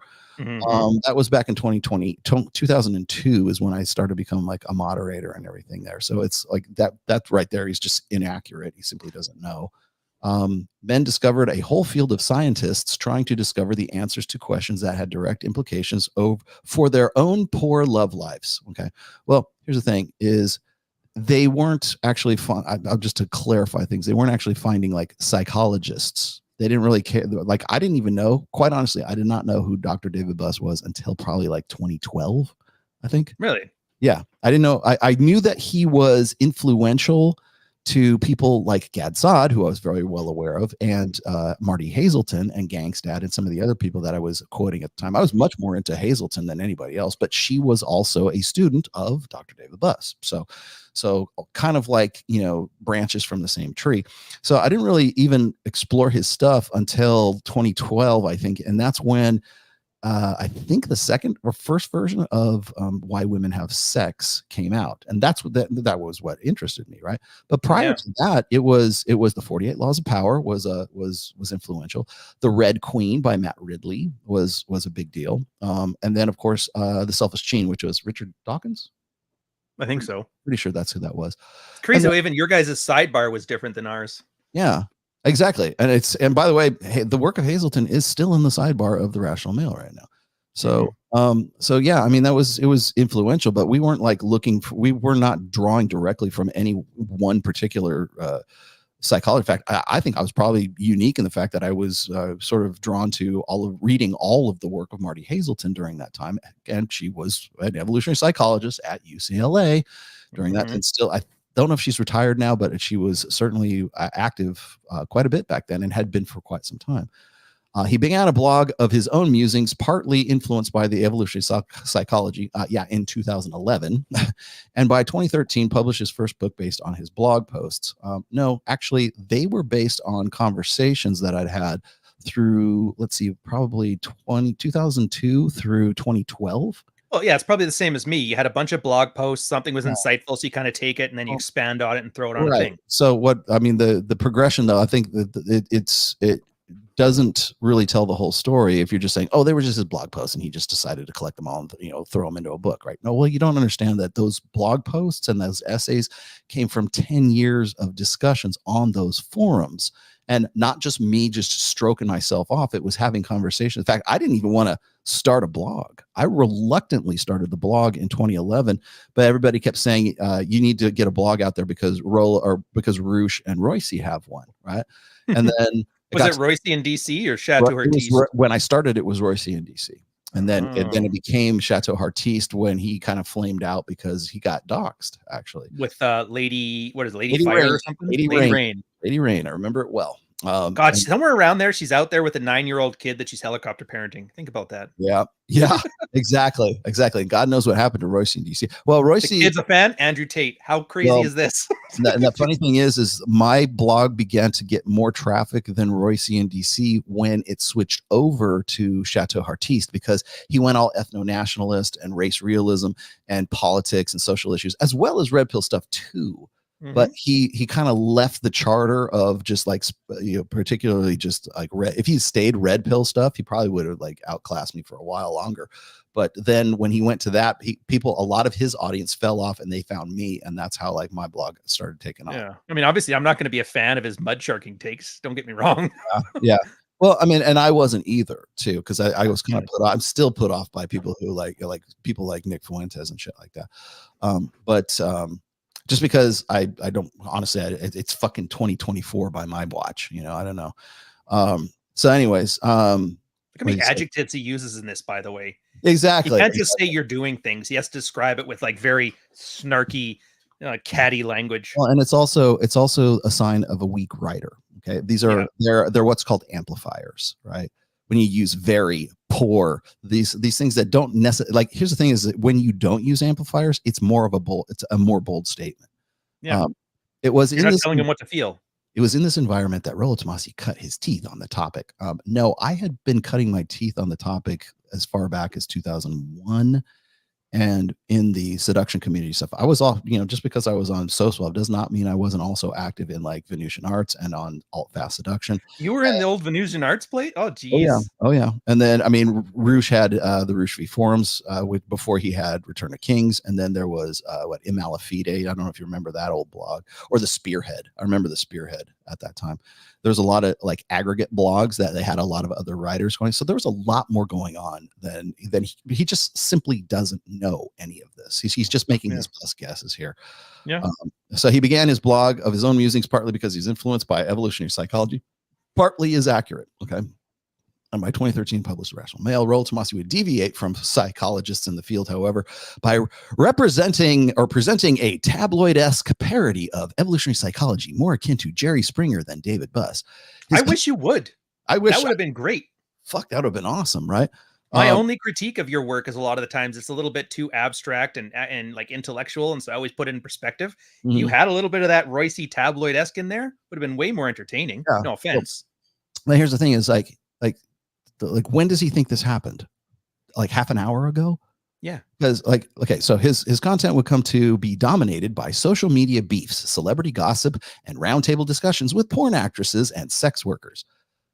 Yeah, fair enough, but yeah, in the last, I don't know, 3 years. How old? Not even that, 2.5 years. Yeah, 3 years. And the beef, you can't blame you on the beef. It's like hitting a dog than being mad when the dog bit you.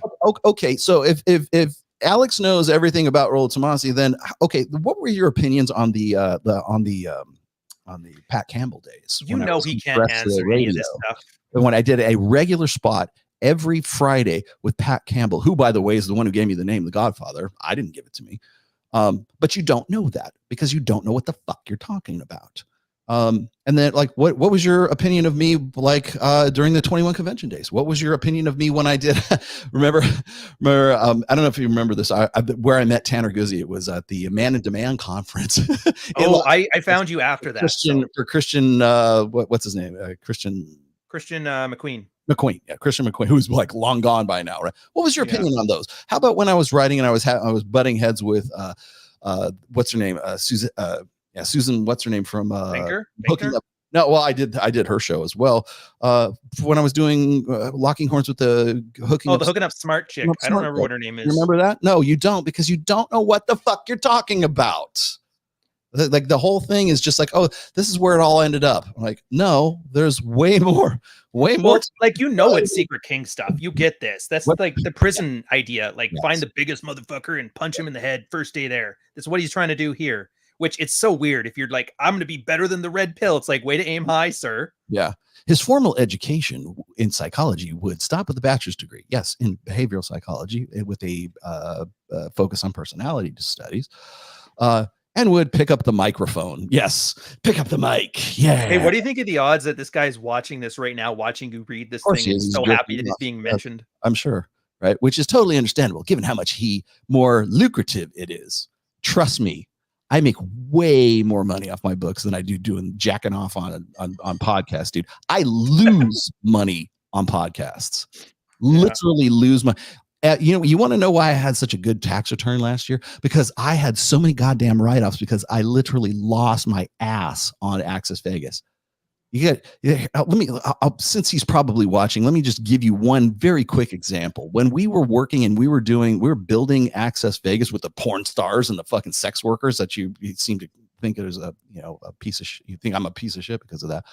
Every show I do is $1,000 for every show at Sticky Paws that I do is $1,000. Are you insane? And now you know why we don't do the shows there anymore.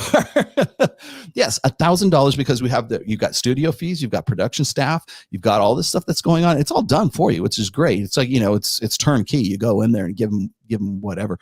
Also, I'm still the one who sets up streams. I set up the Rumble stream. I do the thumbnails. I make sure that I got I do this.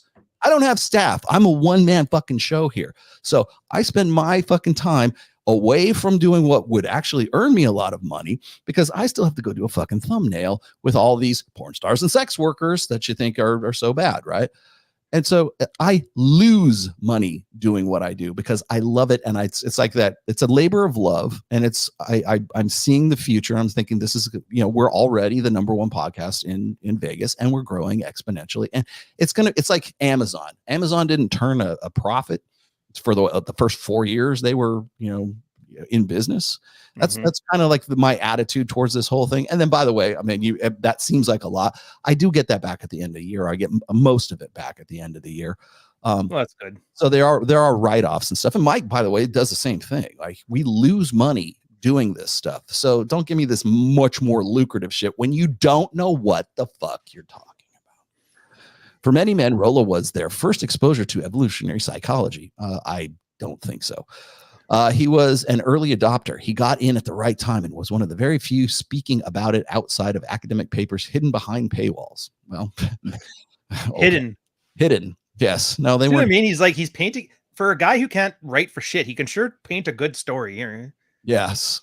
All these eggheads were in there hiding their knowledge in their evil Jewish towers, and Rollo came in and Prometheus with fire. Yes.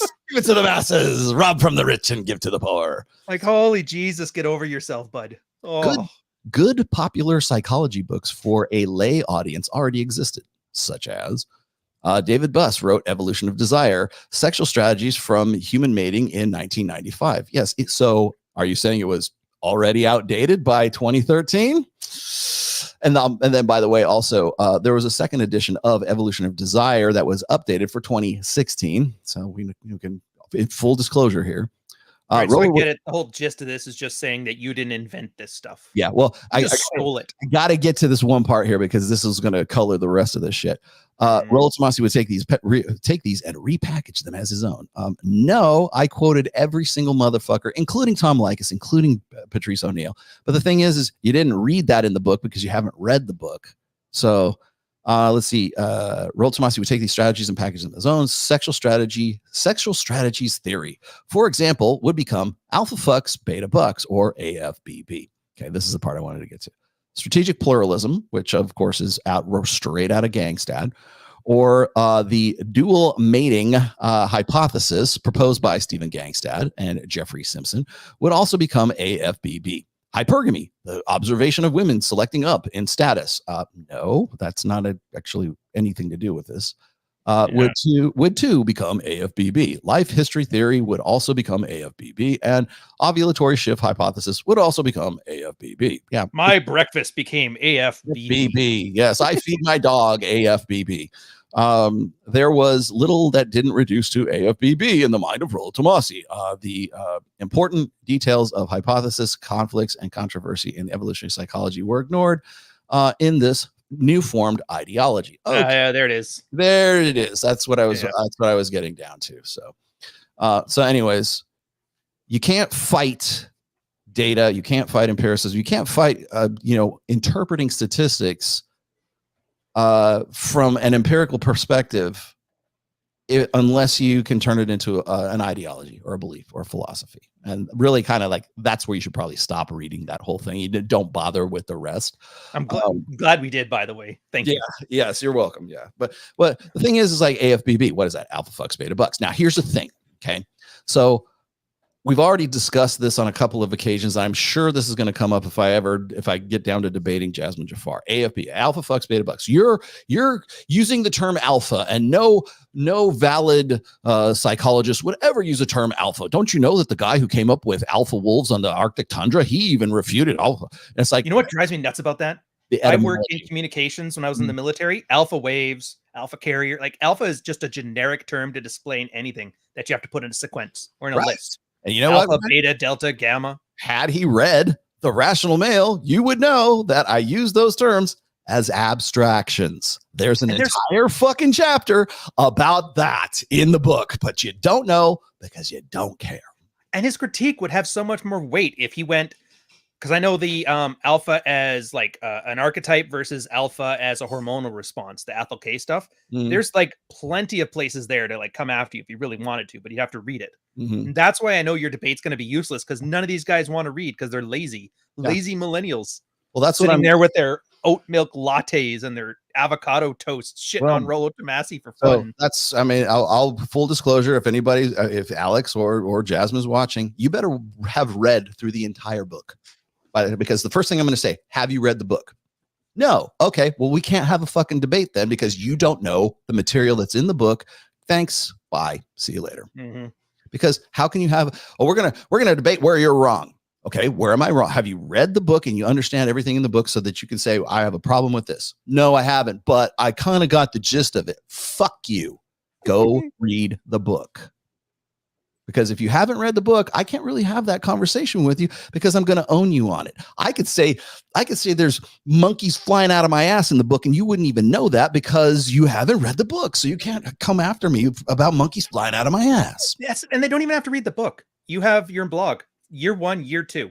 I would say 90% of what people need to know from your stuff is right there, year 1 and year 2. It's succinct. It's as compact as you can make it, outside of like tweets that get you called an asshole. Yeah. Well, what's funny is in the same. Well, do you remember? Of course you remember this. When we were at the 21 convention, and the very first talk I gave was hypergamy, micro to macro. Right. I still have the notes for that. Right. I still remember making fun of your shirt for that one. God, I would have done this different and this different because I was like so green. I had no idea that was like my first real public, speaking experience right there. And but I wanted to be like as thorough as I went way over my allotted time. I was like, I did 90 minutes. I was only supposed to go an hour. But I wanted to be thorough about it. And it's the first time I ever like actually used charts in it, and I was plotting, I was making a case for ovulatory shift and how it, like the micro to the macro, and how it goes from like sort of personal to social scale. Right.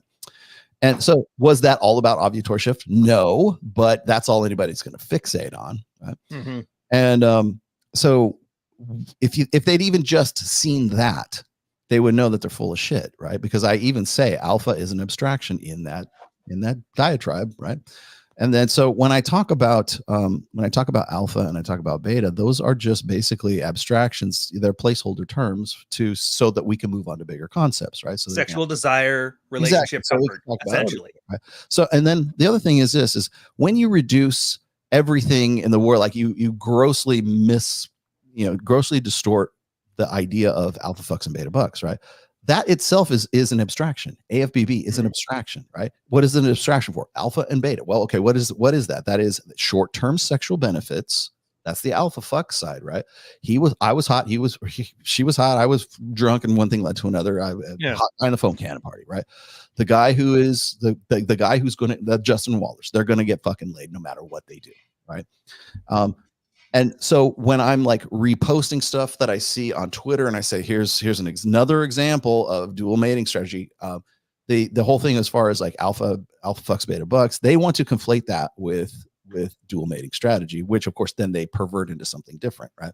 But the idea is that women have a pluralistic sexual strategy, which is they're looking for short-term sexual genetic benefits, and they're also looking for long-term security, provisioning, protection, and parental investment, which I've heard some of these great evolutionary psychologists quoting that verbatim now. Protection, provisioning, and parental investment, which comes straight out of my second book. So when I start talking about that and I say, look, beta bucks is not, like you even say this, you and I have had this conversation before, right? Where you say beta bucks doesn't necessarily have to be negative, right? It's just the long-term security side of the chicks during an epiphany phase or when they're pregnant, they love beta bucks. Yes.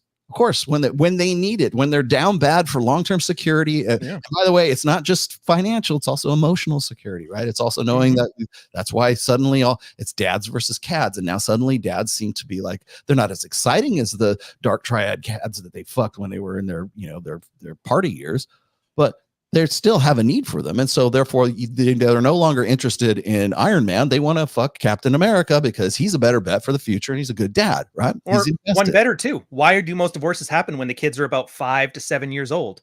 The year it becomes like useful to not essential to have a man, but it's nice to have. School takes them for 8 hours. You can have opportunity to move on. Right. And so the main problem with Alex is he just is confidently ignorant of any of this stuff. So, and his audience is too, because they only know what he tells them. Yeah. So of course he can come on there and talk all kinds of shit and not have to back it up because they don't know any better and he doesn't know any better. Alex, if you keep writing essays that are 35-minute reads, you're going to lose a lot of that audience. Yeah. I bet you. I don't think they read them either. I think they just like having it there to say, I've read this. I'm a big fan of it, but they never read it. It's like guys who have a bookshelf full of books without a cracked spine on it. Yeah. I think it's that version of that for autists. I love that. I had somebody, who was it? Oh, I know. I did did you know I did a Twitter space with Mike on I think it was Wednesday or Thursday last week. I saw it. I Nuke turned me off of Twitter Spaces now. I feel bad. It actually got we got a lot of views. Somebody in there like threw shit at me, like saying like, "Oh man, Sneeko really owned you on that fresh and fit thing," and I'm like, "No, he didn't." I said, "Would you like, now that I got you here, would you like me to explain what happened?" Right? Of course, he bottled out. Then he made a video why he bottled out, and then he came back and says, "Okay, I'll go back on because people gave him so much shit for not coming on the show." Then he came on for 40 minutes, and then he bottled out, right? So he could go do a show with Aiden Ross. Meanwhile, we have 35,000 people live viewers watching this. He goes over to Aiden Ross for a grand total of about 5, right? So that should tell you something right there. And then it was the last time that many people showed up for cancer, it was called Chernobyl. And in that 40 minutes, I spanked him, but nobody wants to say, "Oh, really? He really owned you." Like, that's the thing. It's like, you can't get past this fucking autism, right? Yes. If somebody thinks that, then everybody else, it's like a virus. Everybody else catches that virus. "Didn't you say vasectomy?" You know, that's, but well, it's like a chick. We're broken women. That's the whole thing. Men raised as broken women or defective women. Like, what do women do when they have to lie? Their evolved trait is to like lie to themselves first, so that way they don't have any tells, and that's why it's harder to detect. Sure. That's how female manipulation goes. And now you got these guys with autism acting just like defective women, the worst traits of women. Same as how women now are acting to have the worst traits of men. They were told they can be anything, so I decided to be a alcoholic, workaholic, on depression meds and hating my husband. It's like, why is Rollo? Why do you dress like a pirate all the time? I'm dressing for the job I want. Yeah. So I was just it's a sneak. Let's see you show up to work in a pirate outfit. See how long you last. Oh man, fuck on. William. Settle down, Francis. Yeah. Sneeko is 25. I didn't know that. Yeah. Okay. So 25 and he's already fucked. That's now we know why. So, you know, what's funny is when I started doing what I'm doing, he was 1 year old. And they say age gap relationships. Yeah. How about that gap? Hold on. Let me run through these real quick. Intersexual dynamics is not intersexual. Okay. Thanks, Carl Bennington. Oh, here's another one. This is going to be good. Did Ryan see the bait and switch from Torsha trying to take Rollo's money? I don't watch Manosphere bullshit. Are you crazy? I don't watch this garbage. Why are you here? You know what's funny? I gotta call you on this because this is funny as shit. Because Aaron does the same thing, right? He's like, "Who even are these people? Why do you care about them?" Yeah. It's like I woke him up like, you know, in the middle of his nap and like at 4 o'clock and, you know, in the backwoods of, you know, South Dakota, right? It's like, who are these people? What do you care about them? But see, okay, so I like Torsha's nice enough. Her voice is a little hard for me to listen to, but what'd she do? What'd she do? She took your money? She didn't take my money. Did she? Is she your secret daughter? Is she the one that got married? My money. I don't know. I like Torsha. I was gonna do. Oh, I know. I was supposed to do a show with her, Andrew Wilson, and Mike, and it's like she was just like trying to pull this off on the fly, and then she again like bottles out on this thing. I will do it. I love Torsha like a sister wife, but she's flaky. She is, but I of all the chicks that I know, and I know quite a few, and this is nothing against the ones I do know, but like of all the girls I knew, at least she does her homework, right? Yeah. If you're gonna be autistic and you're gonna be an autistic chick, don't be like erudite, be like Torsha, be hot and be interested and be interesting at the same time, right? Yeah, she's not stupid. I like that about her. Well, that's the thing is I always like back in the day, 2 years ago, I always make comparisons between Tori and Pearl. Because Pearl will come to me and say, "Please teach me the ways of red pill. I'll pay you for it." Right. Whereas Tori doesn't need to do that. I'm like, it's here for free. You could Joke's on you. Now Glenn's teaching her everything. Yeah. Well, I mean, it's like, you don't need to pay me. You know what you need to do? You need to fucking read. It's not that hard. And I know she's got my book. She said she bought Fuck Files and she tweeted that out too. I'm like, oh, it's nice. Mm-hmm. Yeah. So I don't know what she took from it. Tori is a better Pearl. If Tori was like a little bit overweight and looked like she walked out of Walmart, she'd probably be more popular than Pearl. But because she's hot, she's got big tits. Like nobody takes her seriously. But she needs less boobs, more horse. Yeah, I like Tori quite a bit. It's the vocal. She does her streams late and with the vocal fry. It's like I need soothing ASMR for evening, not vocal fry. Oh, Or this. Got your back. Never give up. Never give up. Never surrender. All right. What else? Gosh, man, I bring Ryan on and you guys all start throwing all kinds of super chats at me and interrupt the show. God damn it. Like when I'm on solo, then none of this shit happens. That's actually good. I like coming here, give you a little bit. It feels like you're panhandling and I'm just like, here, I'll play the banjo and they'll give you some money. Yeah. Torch is a feminist. Everybody's a feminist. We're all feminists, my friend. Everyone, anyone born after 1965 is a feminist.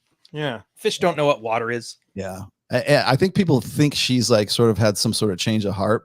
I'm like, no, she's 29. Really? That's the difference.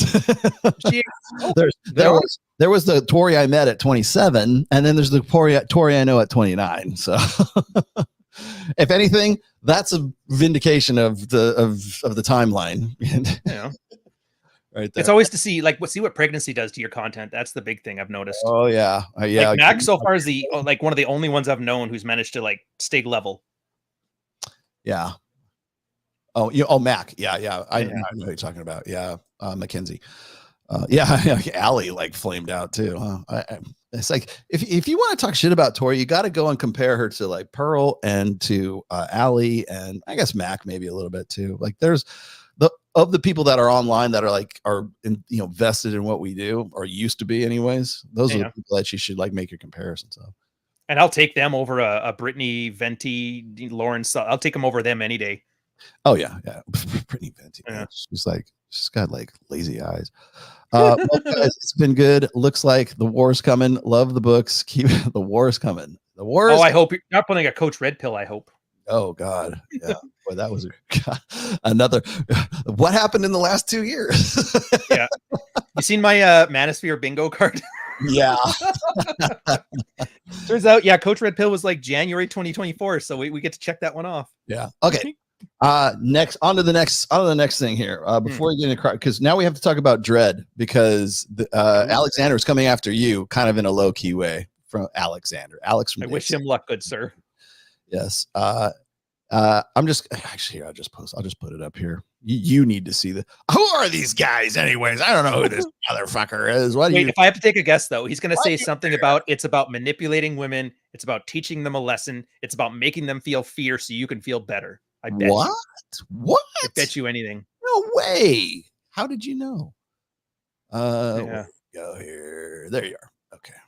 Oh, it's the one with the little icon. I will repost this just knowing that there's some niche of people who will see it. Yeah, all those guys in the Manosphere who have me blocked now who could give two shits about me. I'm going to put this out there just in case somebody else wants to retweet it and hand it to them. No, actually being mean is good. It may sound simple, but being kind to your partner is one of the best ways to sustain a loving relationship. Here are just some of the benefits you could enjoy. Okay, now, of course, he starts running at you. This is actually the one I wanted to get to. Of course, people who do this will have worse relationships and ironically are more likely to be cheated on.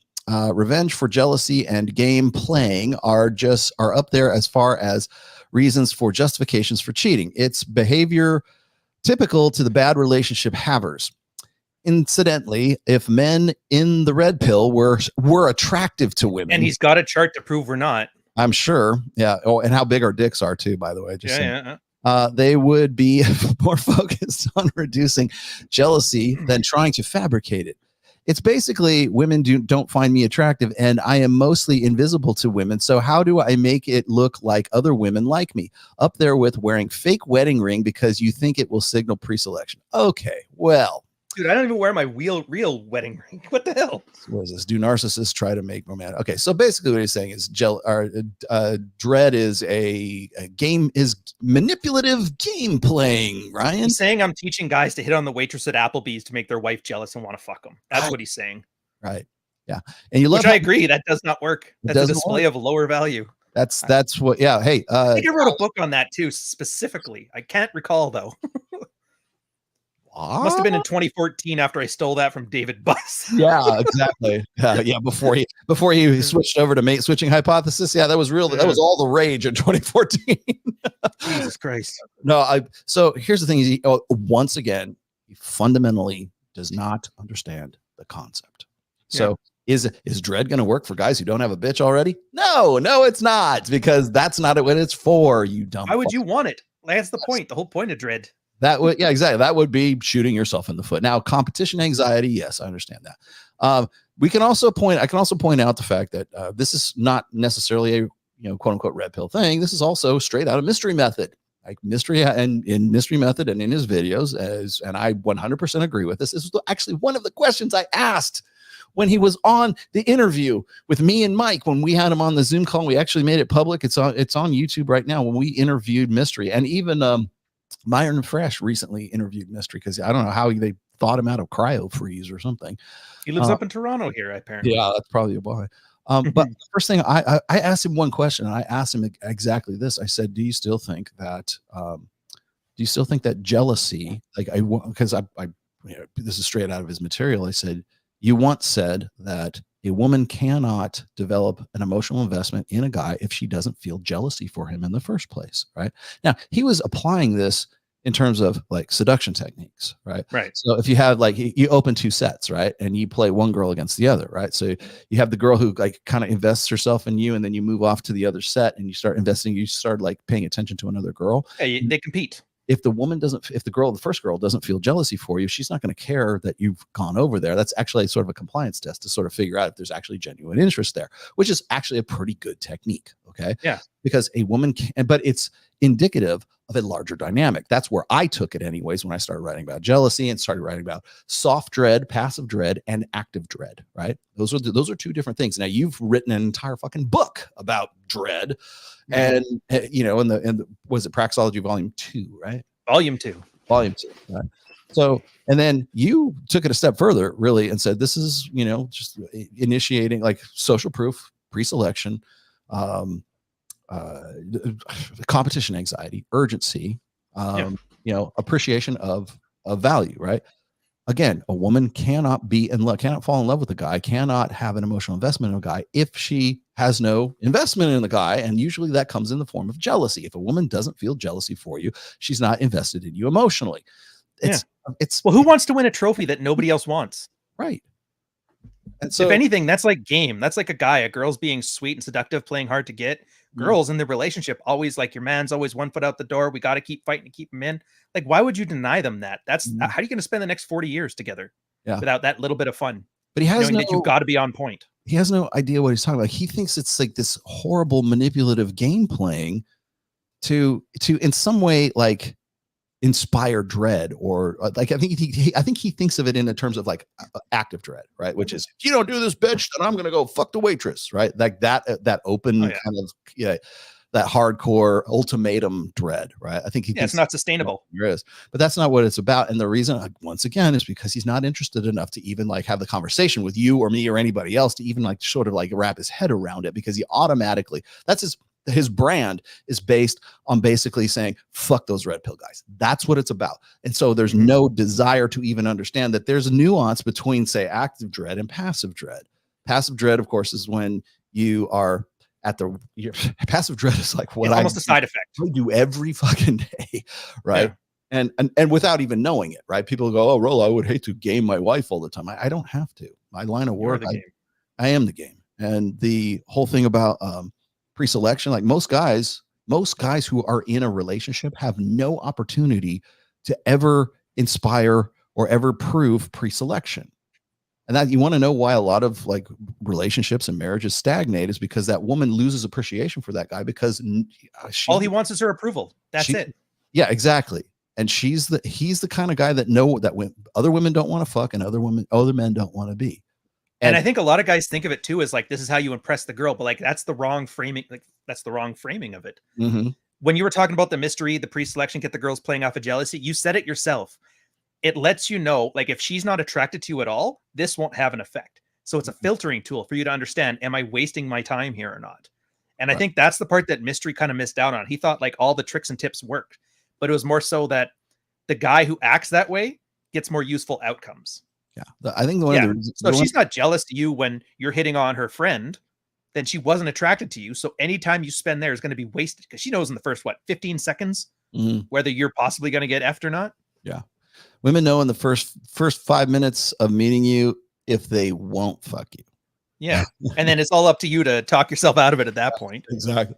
But yeah, all these little tips and tricks and games, they were just great ways for guys who didn't know how to read these signals of whether she was interested or not to learn.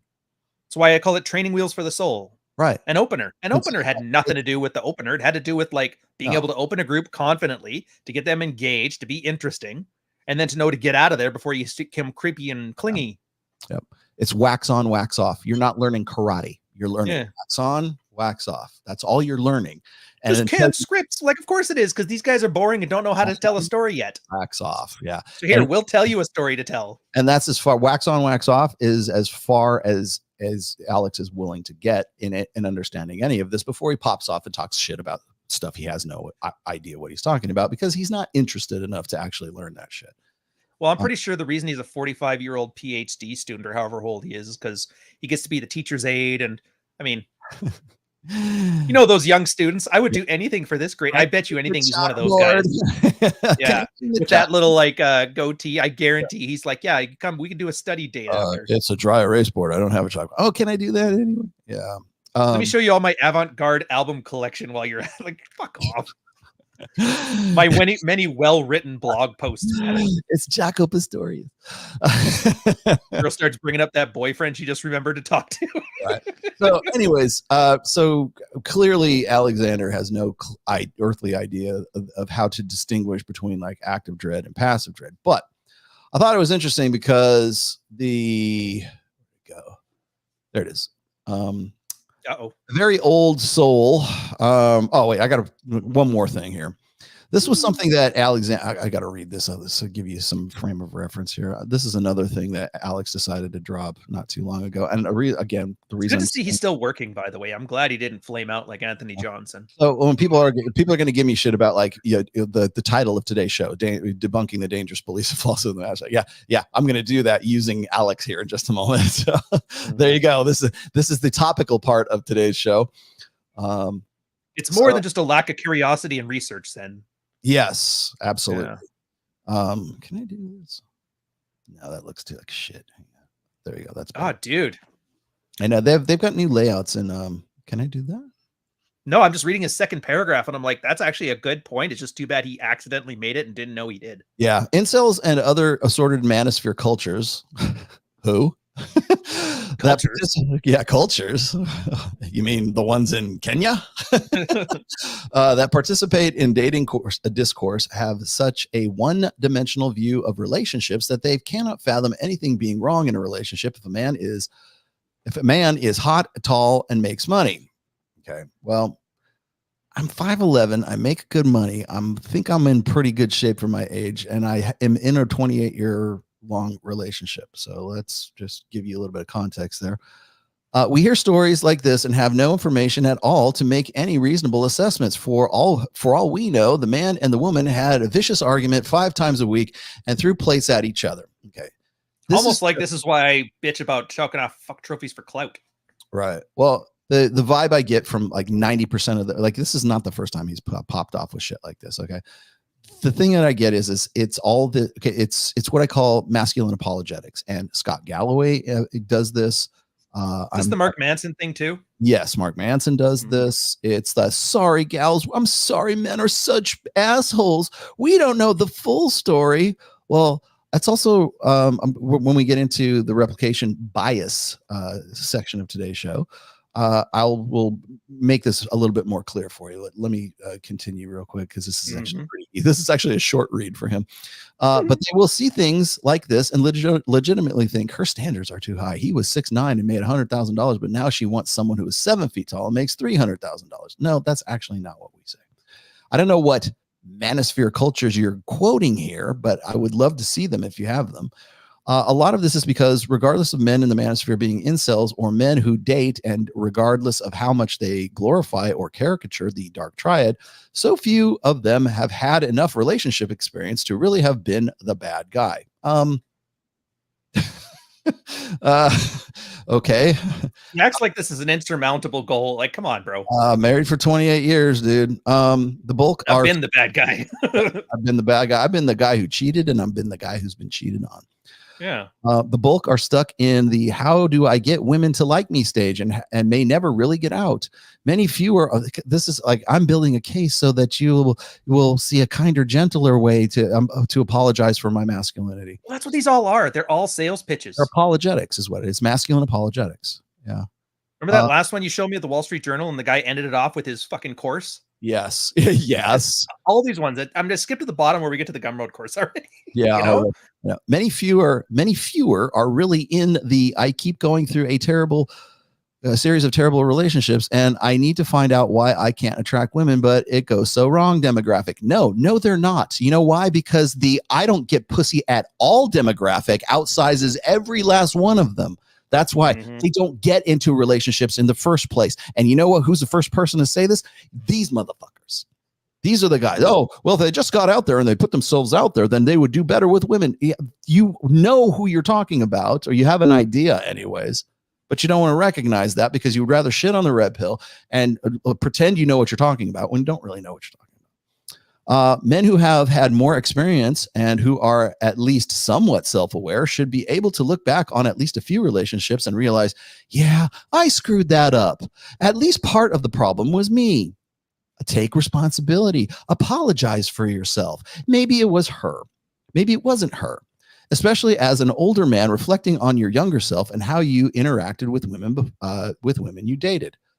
I can tell you from experience right now, there are very few women I regretted dating or fucking anyways. I don't regret anything, even the things I had to learn the hard lesson from. That's what I hate this. Like, look at his success. Fingers of one hand. Yeah. Yeah. Look at his thing. His success is getting the girl. And then he's telling us that we're the thirsty ones. Like, are you kidding me? Man, I'm so glad you brought that up. You know, here's the thing.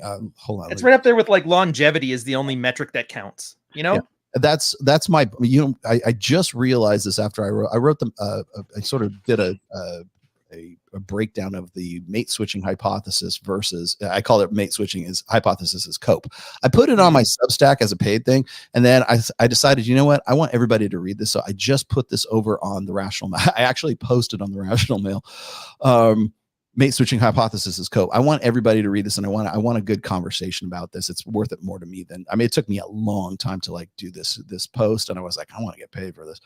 But now I'm like, no, I want to have a conversation about this. I want to see what people have to say about it because I think it's important enough. And it's something you have to read. It's not something I can really go into in like a 30-minute podcast.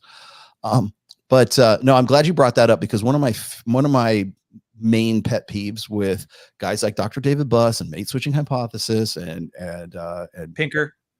Well, yeah, Pinker to a degree for sure. And a lot of these guys who are like sort of like the masculinity apologists, Scott Galloway is another one. Manson. They begin and end with the relationship. They like, you want to know about why I have a problem with mate switching hypothesis because it presumes a relationship already exists. It's not a mating strategy. It's certainly an adaptation from within. Like, why do women cheat on men? That's all it really explains. It doesn't explain why they got together in the fucking first place. Like dual mating strategy is a much more comprehensive, much more expansive theory, strategy, hypothesis than mate switching hypothesis for the simple reason is that you have to already be in a relationship to have any kind of infidelity. How do I get into a relationship? Well, it's not through mate switching hypothesis. It's through dual mating strategy. It's a much more comprehensive, much more complete theory than mate switching hypothesis, which, by the way, is a fucking cope because it's, again, apologizing for our mask. Oh, I'm sorry. Post-hoc justification. I'm sorry for my hard dick. I didn't mean it. I'll do better. Please don't leave me. That whole thing about like, the ultimate goal is to be in a relationship. The end result of any of this is just so you'll get in a relationship and you have babies. It's like, that's an ultimate outcome, not the proximate outcome of how do I tap that ass? How do I get in there in the first place? Right. That's what defines a mating strategy for men and for women. It's that getting to that point. And that's why I laugh at all of this. Cause as much as he tries to like shit on you, shit on me, shit on this, he always has that core theme running through this all out. Getting the girl is the ultimate goal. And that's why I never take it seriously. Because all you're looking for is a girl just to say she loves you, to pat you on the head. Literally women in love and men in love. Your two little articles from the very beginning. So he hasn't made it past there. So then exactly. And so then the goal, like you're saying, the goal once you get into it is to keep it. And you have to find, you have to do what can I do? Because she's going to leave me any minute now. And I brought this up in the breakdown between mate switching hypothesis versus dual mating strategy, is that if their intent was to sort of dissuade black pill doomers from saying it's really not that bad. It doesn't matter how tall you are. She really likes you. It doesn't matter how big your dick is. It doesn't matter how muscular you are. It's all about the feelings and who you are inside and being kind and gentle and humorous and blah, blah, blah. Right. You don't have to do anything. You don't have to do anything, except you do, because mate switching hypothesis says if you're not living up and you're not stepping up and being the man, then she's going to fucking cheat on you with, well, the personal trainer, the jujitsu trainer, the bodyguard, or in Steve Harvey's case, maybe the personal chef. Yeah. And why would we argue about this? If you're a woman and you're not getting anything out of the relationship, can you not understand why they'd want to go find something else? Like, it makes sense. Well, but it's a lot of guys just don't think outside of their own head to think, well, maybe if I'm nothing, then she's going to go for something. Right. Congratulations, Alex and Dr. Dave, discovering what incentives are. You've just basically figured out what incentives are. Yes, but here's the other thing: is if your intent was to like dissuade these black pill doomers from thinking that the juice isn't worth the squeeze, you failed miserably. If anything, you reinforced that with these guys, because now they're like, well, why would I bother? Why would I bother wanting to get into a marriage or getting into a relationship with a woman if she's just going to think of me as like some losing creep if I lose my job or if something bad happens, and she was going to just basically eject from the relationship because I have no assurances, because I'm the man in the marriage and she's the woman, and she has all these options to get out whenever she wants to. So congratulations, mate switching theory. You've just reinforced the black pill. Good old Sisyphus. Yes. Why do I have to constantly game my wife, or she'll leave me forever and then I'll cry and commit suicide? Like, shut up. Yep. I got to finish the rest of this real quick because I just want to see the views on this, to be honest. Yeah. Oh, you do. For a woman to dump you when you have a child to, oh, wait, here, let me push this down again. The bulk are stuck in men who have had more sexual experience and who are at least somewhat self-aware should be able to look back on last few relationships, said, yeah, I screwed up. As an adult and as an older man, reflecting on your younger self and how you interacted with women you've dated. Okay, so basically gaslight that even the worst thing is probably your fault. And by the way, this is a very popular narrative for like sort of mainstream sort of masculinity positivity gurus. You know, it's it's a half truth, so it's hard to dispel. It's like, what is it? Dramatic ownership or whatever it is. I don't know what extreme, the Jocko Willink thing. Extreme ownership. You should own up to the fact that you fucked up. But I didn't fuck up, Jocko. No. You fucked up somehow. Like if she cheats on you, your fault. If you cheated on her, your fault. If she divorces you, your fault. If you want to divorce her or you want to get out of it, your fault as well, because you're not living. What I mean, though, it's on the language. It's implying that she's the arbiter of what success is. Exactly. It's all about her. Now you could easily, like, that's the problem. There's some truth to this. If you go back in the list of decisions you've made, there was a decision point where you made a decision that all the consequences flowed from, and absolutely reflect on, did I get what I wanted out of this? Was it worth it? Do I do something different? That's absolutely valid. But then they turn it into this. And this is why it bugs me, because it's just longhouse propaganda. And I hate it because it doesn't work. Not only does it not work, it makes things worse. Well, when I see stuff like this and it's like, well, you need to own, like, even the worst fucking thing that could happen to a guy, it's always your fault. There's all, and the thing is nobody says what did you do to a woman? Well, how were you wrong? I've been on so many goddamn shows on Access Vegas and other shows as well, where the minute someone says like Fresh will say, well, why didn't your relationship work out? He was a narcissist. Every last one of them will say that the guy that they were with, that they broke up with, I didn't know he was a narcissist when we got together, but he became a narcissist afterwards. I'm like, no, you're using narcissism. I fell out of love. He filled a life full of problems. Well, because narcissism is like, it's like just be yourself, right? It's what you say when you don't know what else to say, right?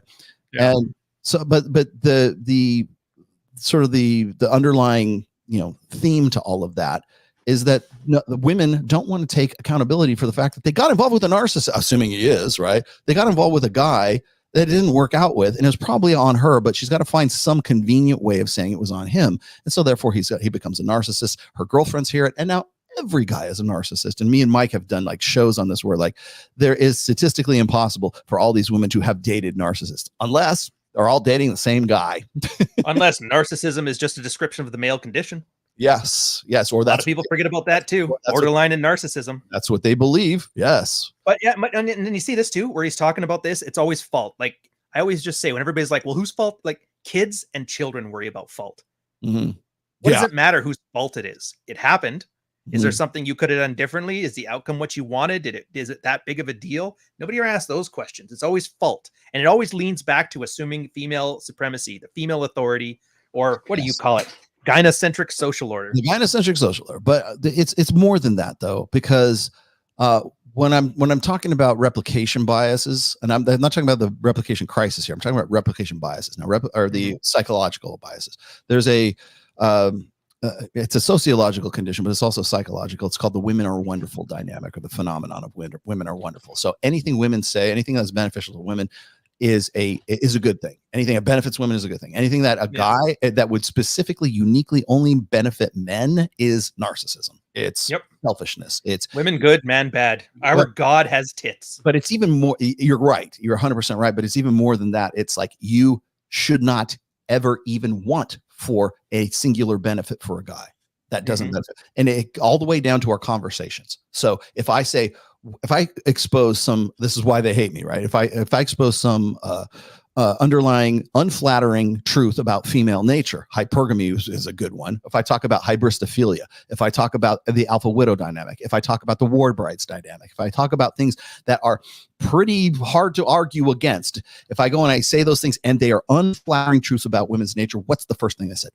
Well, men do it too. They're all the same, right? Because if you say something bad about women, you must, it is required by law or some cosmic justice that you have to add the yang to the yin and say, well, men also do this. But if I'm saying all men are dogs and they think with their dicks and everything else, nobody says, well, women kind of think with their cunts too. No one says that. Nope. It's not a prerequisite, and it doesn't even enter into the brain. It's not even part of the cognitive process. But say something unflattering about women's nature, and suddenly everybody pulls the knives out at you. And they have, at the very least, if they hate you, they'll pull the knives out and they'll say, well, who hurt you or whatever. They'll go into that. If they can't argue against it, then the next recourse is, well, men do it too. And that's where they leave it from there. These women who get divorced in their mid-30s with kids are rarely trading up. They're not trading anywhere. Yeah. A lot of these women just go on to raise their kids alone for decades at a time. Many never date and struggle a lot with a lot when they try to. Okay, again, apologizing. Sally Struthers did that bit better. Yeah. They are fully aware that they face a large penalty due to dating with kids. No, they don't actually. There are so many. They used to, but they don't now because they believe that they are entitled to something better than what they have. Right? Never settle. Oh, I settled. Well, they are. Why? Yeah. Oh, we've made the society safe enough where they actually are. Yeah. They brainwash guys into being the dad that steps up, the welfare state the way it is. Exactly. The social the social conventions are already in place. So even if it's not true, they believe it is when they decide to get divorced. They're not like agonizing going, oh no, I'm going to be a single mom and no one will want to fuck me and no one will want to have anything to do with me. No, the message is you go, girl. It doesn't matter. You'll be just fine. And there's hell in churches. There's like the single mothers ministries and shit like that. Tanner's wife. I like Tanner, but yeah, what is it? Kid 5 was on the way. Exactly. She divorced him right in the middle of the pregnancy. I think kid 5. Dude, I think it was kid 7. 7. Oh, either way. All the things guys are like, dude, by the 3rd baby, she'll never want to leave. Oh, the religion will do it. The Mormons are the best at this. It's Nope. I know. Is it my turn to check on Tanner? And Tanner's like not even he's not like some drug using crazy sex fiend or anything like that. Dude, he's a good dude. Yeah. I literally have nothing bad to say about him at all. Yeah, exactly. So he's a shining example of exactly the opposite of what he's saying here. And that leaving a relationship with a stable provider is going to make their lives harder in many ways. Apparently not. Even in the Mormon church, apparently not. This means they need big incentives to leave. You mean like cash and prizes that we've been talking about since the Athol K days? And that's some old Sandman terminology. Sandman terminology, yes. And he's on the list too. It generally isn't the I was bored. No, it's I deserve better is what. Well, no, it's I'm not happy with 5 A's. Yes. That was the term. Happy. Yeah. They are often miserable and have hit rock bottom. You have stats for this? Do you have any kind of provable? This is just opinion, because I can. And tell it's you funny right because now, we do. Yeah, exactly. Divorce proceedings, they were always asking for justification, and it was never infidelity. It was almost never drugs. It was never abuse. It was never child diddling. It was always lack of communication, or it was, or I'm not happy. Incompatible differences. It's not. It wasn't Right. cheating. Yeah, I was. The second most, I believe, is infidelity, but the first one is The second was alcoholism. investment or in a drug use. relationship or something. Either way, but it was like a 30-point difference too. We're not talking like a close race. It was a very wide spread. This means they need big incentives to leave. Yeah. So why are they all leaving? Why is the divorce rate what it is? Why is the marriage rate at rock bottom? It generally isn't. I was bored. They are often miserable and hit rock bottom. They want out badly. They make big sacrifices. They want out badly because you're not living up to what you should be, right? They make big sacrifices to leave. The incentives can be positive or negative, but they are often negative. They don't just have low satisfaction. They are legitimately miserable circumstances. Legitimately miserable as opposed to illegitimately miserable. This guy just needs to talk to James Sexton, because it would maybe it wouldn't convince him. That's why he's quoting and talking to the incels guy. Yeah, he's talking to the involuntary. So isn't that the guy that Bex was talking about? Like he's grooming kids to. Yes.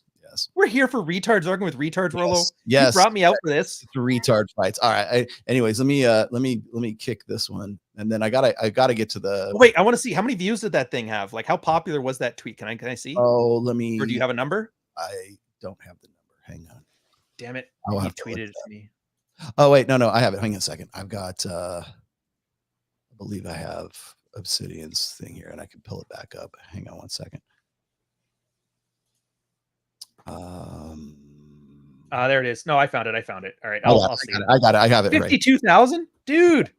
Yes, that's not even a Hawk Twa girl level of popular. I know. Man. Yeah. AstroTurf is strong with this guy. Yeah. All that for a $20 or a $10 Elon Bucks article. Crazy, isn't it? Yeah. Let's see. Where is it? Here, I'm looking at it now. Yeah, 50,000 impressions. That's it. 52.4. Yeah.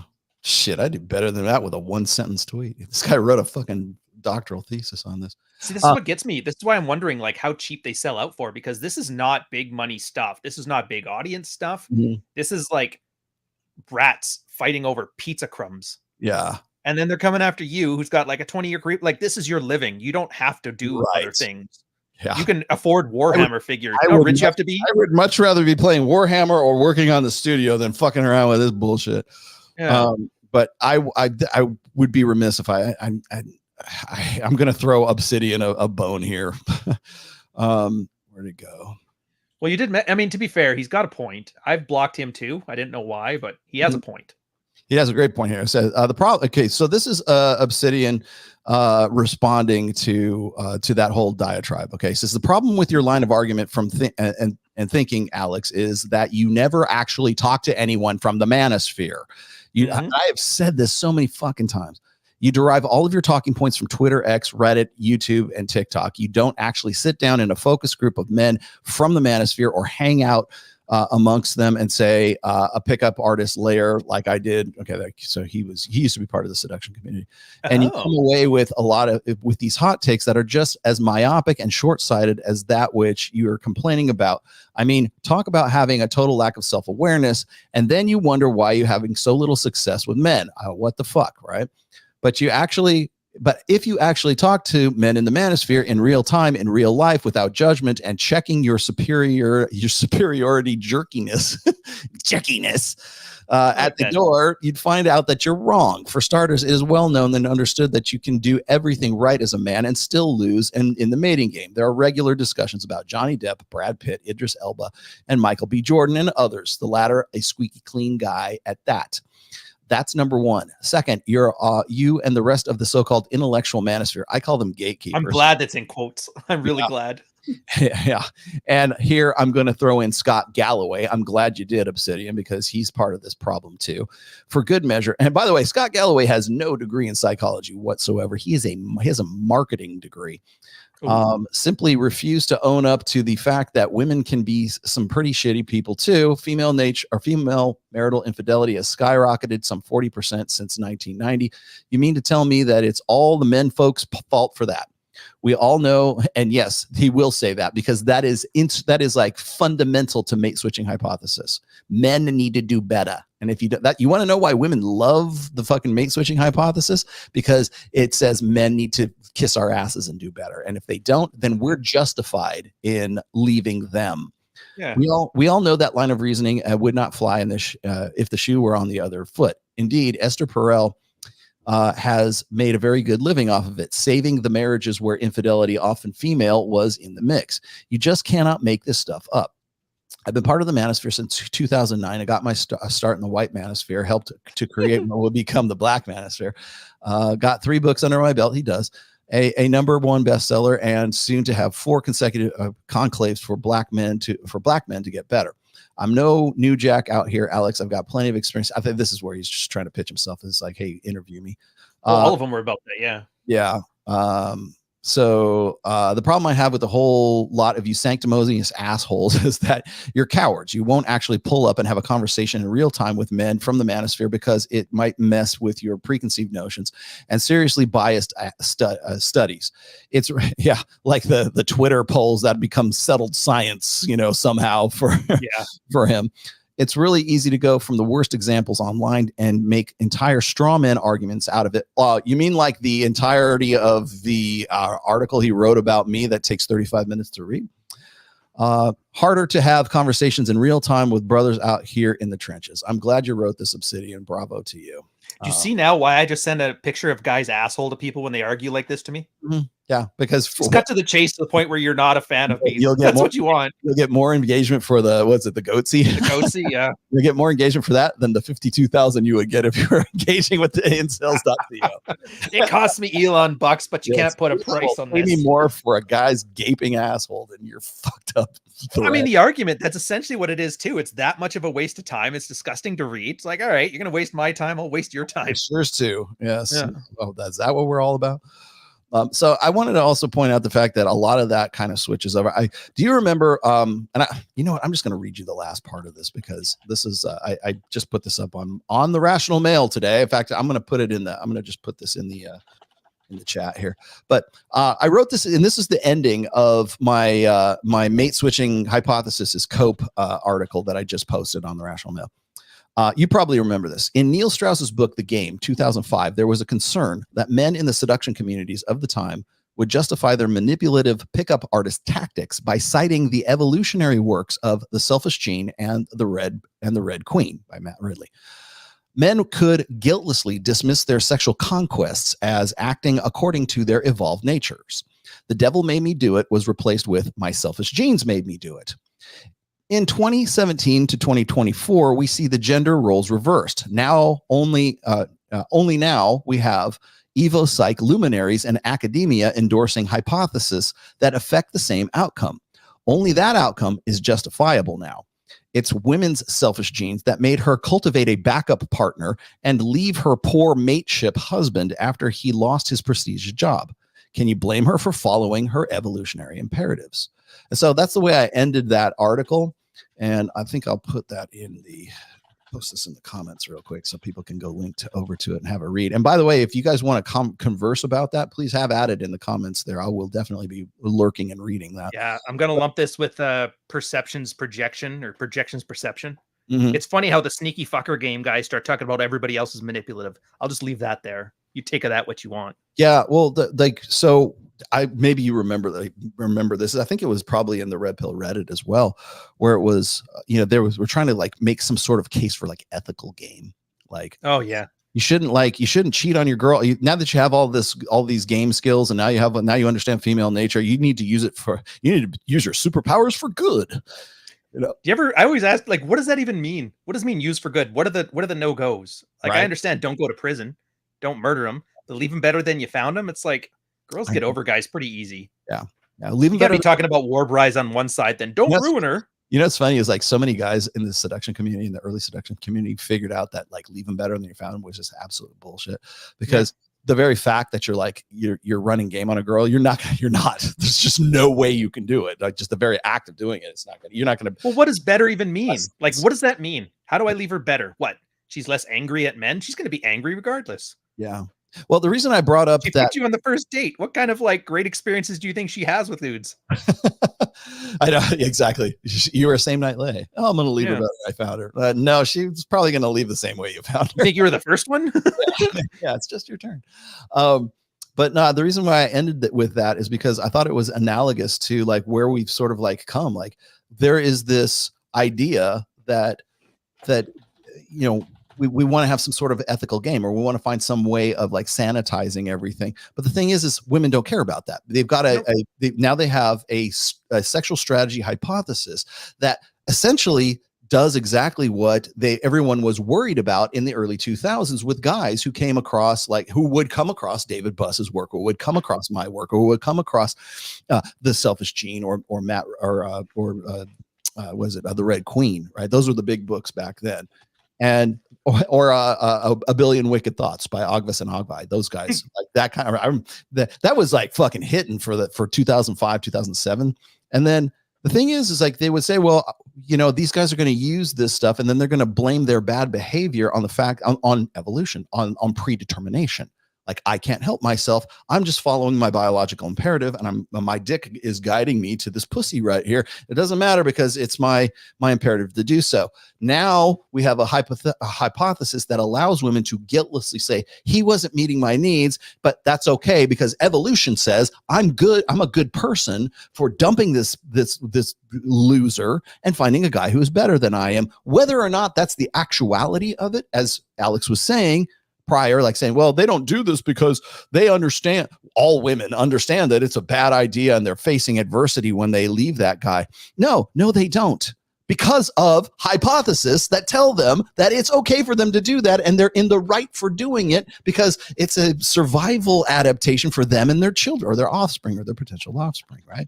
So he became dead weight. He lost his job. He has no more prestige. He's not the same as when I married him before, right? So what did I do? I cultivated a backup dude, or I found some guy at work and I started having an affair with him. And I'm okay for that because my selfish gene and my evolutionary imperatives say that it's okay for me to do that. And guess what? Dr. David Buss and mate switching hypothesis says, you go, girl. That's exactly what they're doing. Because your paycheck's relying on it. You know the quote? Too. Yeah, exactly. Well, no, seriously. Like, because disorders, everybody treats, when they talk about disorders, NPD, BPD, whatever, they talk about it like it's cancer. Like, there's no blood test for narcissistic personality disorder. It's literally a scope of human behaviors. They draw an arbitrary line at the third standard deviation and call everything past a disorder, because if you don't give it a clinical name like that, then you can't collect medical checks over it. You can't blame, and that's what women do. They blame it on it. Well, it was bipolar. That's my problem. It's always not their fault. It's some abstract biological scientific condition, because we can't say demons or the devil maybe do it anymore. Yes, it has to be a biological imperative now. Yeah. And that leads me into, and of course they're going to accuse us of doing it because that's the paradigm they're working in. Yeah. And that leads us to the crisis of replicability right now, because who is running the show is women. It's primarily women, in especially unreliable narrators with motivated reasoning, especially in psychology. And I point this out in the very beginning of that essay, that it was conveniently timed. Like the essay I was sort of riffing on was the very first essay I could find that was written by Dr. David Buss about making hypothesis for this blog called Eon, right? And so I went point by point by point by point, but I started the whole thing. I said, it's interesting to me that guys like David Buss and his team and everybody else who were so on board with ovulatory shift and dual mating strategy for so long suddenly do an about face right around the time that he's about to release his book, Men Behave. Well, new information, I'll change my mind. Exactly. And am I like, Rollo, you can't prove that. No, I can't, but I can show you the correlation, and I can show you the timing between this about face and looking for something that is essentially masculine apologetics at the same time finding a way to justify and forgive women biologically and evolutionarily speaking for dumping those guys who aren't living up to what they think that their expectations ought to be.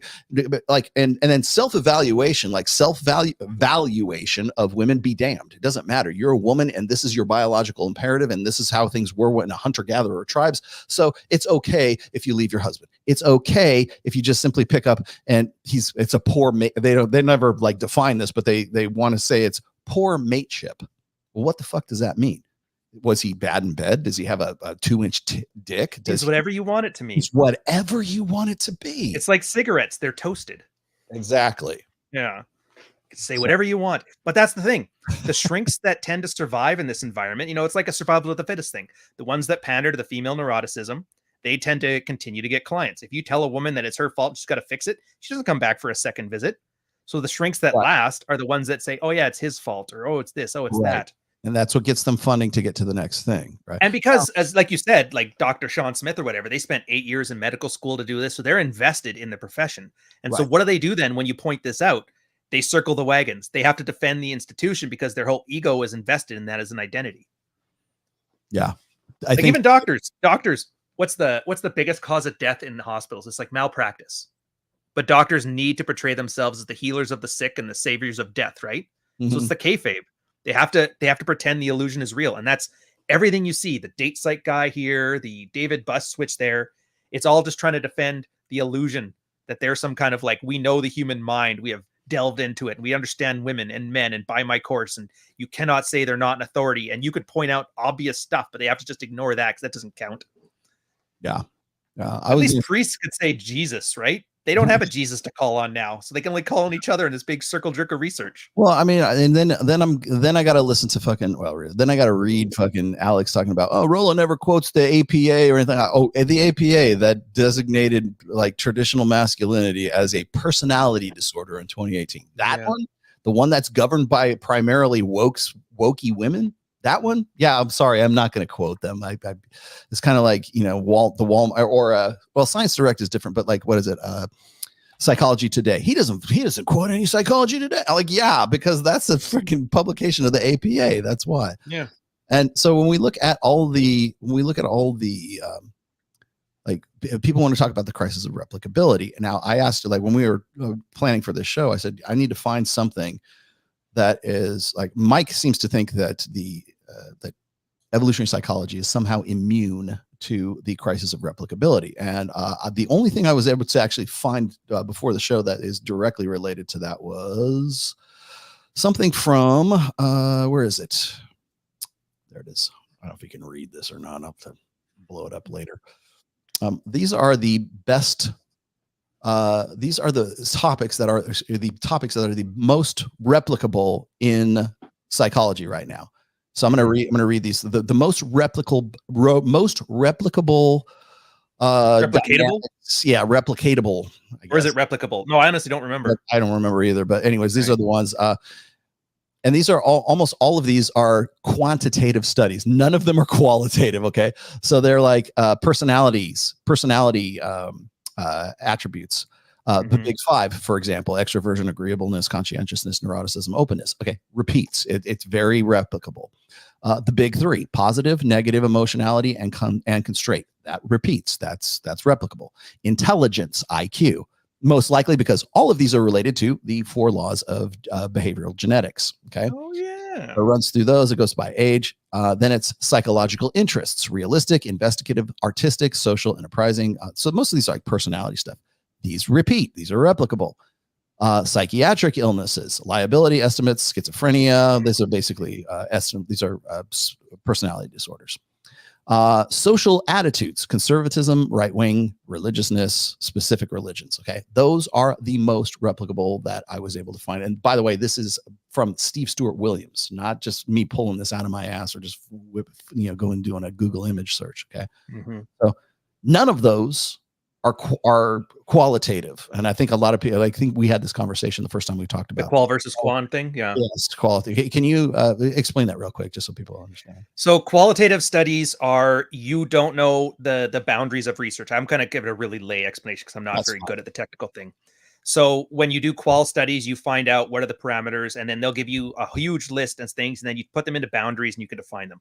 Quantitative are like a number. what is the percentage of this? What is the percentage of that? It's always math-based stuff. So the quantitative is you have a single variable, you isolate it, and you can quantify it based on another variable. Qualitative is more like, this is how you find quantitative studies, is by doing qualitative studies, is another easy way to look at it. Does that explain it at all? I know it's a bit I think so. Well, rambly. quantitative tends to be more reliable than qualitative, right? I mean, Yeah, like what reasons did you cheat on your husband would be a qualitative study. Right. The percentage of chances that that your neighbor gets divorced means you get divorced a year later would be a quantitative study. Yeah. But yeah, and the thing I was finding about it, it's a little more of like the consequences of it as opposed to like you showing it exists. So it's like, this one article I found on Substack was actually good. The guy is showing that even the original authors can't replicate their own work. And it's a matter of incentives. Like there's no accountability for replication. And it's just like the financial crisis. There was no consequences for sending subprime loans. So what did people do? They did subprime loans because that's where the money is. There's no incentive here to make things replicatable. And without replication, science is useless. It's just guesswork. Yeah. It's worse than guesswork. If it was 50-50, then you could say guesswork. It's like 80% wrong. So you're better off just ignoring and doing the exact opposite of what you read in science, science literature. That's beyond unuseful. All right. So this is straight off of, I keep bookmarks in my Twitter. I'm sure you probably do, but I have a entire folder dedicated to the replication bias. Mine's all Ralph Bakshi photos. Yeah. So these are some of the ones that I was able to come up with. Now, of course, good old Alex from Date Psych is going to say he quotes these things, but he doesn't know what he's talking about. I'm like, dude, I read each and every one of them. And just because I can throw out a one sentence tweet does not mean I didn't actually read the fucking thing. So this is a link to a paper, Reactions to Male Favoring versus Female Favoring Sex Differences, a pre-register experiment in Southeast Asian replication. I could read the whole quote, but these are some other ones. Why do problematic studies get published in the first place? Why do ideas stick around even when they're shown to be false? And what can we do about that? Zombie theories and why so many ideas stick around. Okay. Most published results are correct or at least plausible because scientific journals are the most thorough outlets. Errors occur very rarely.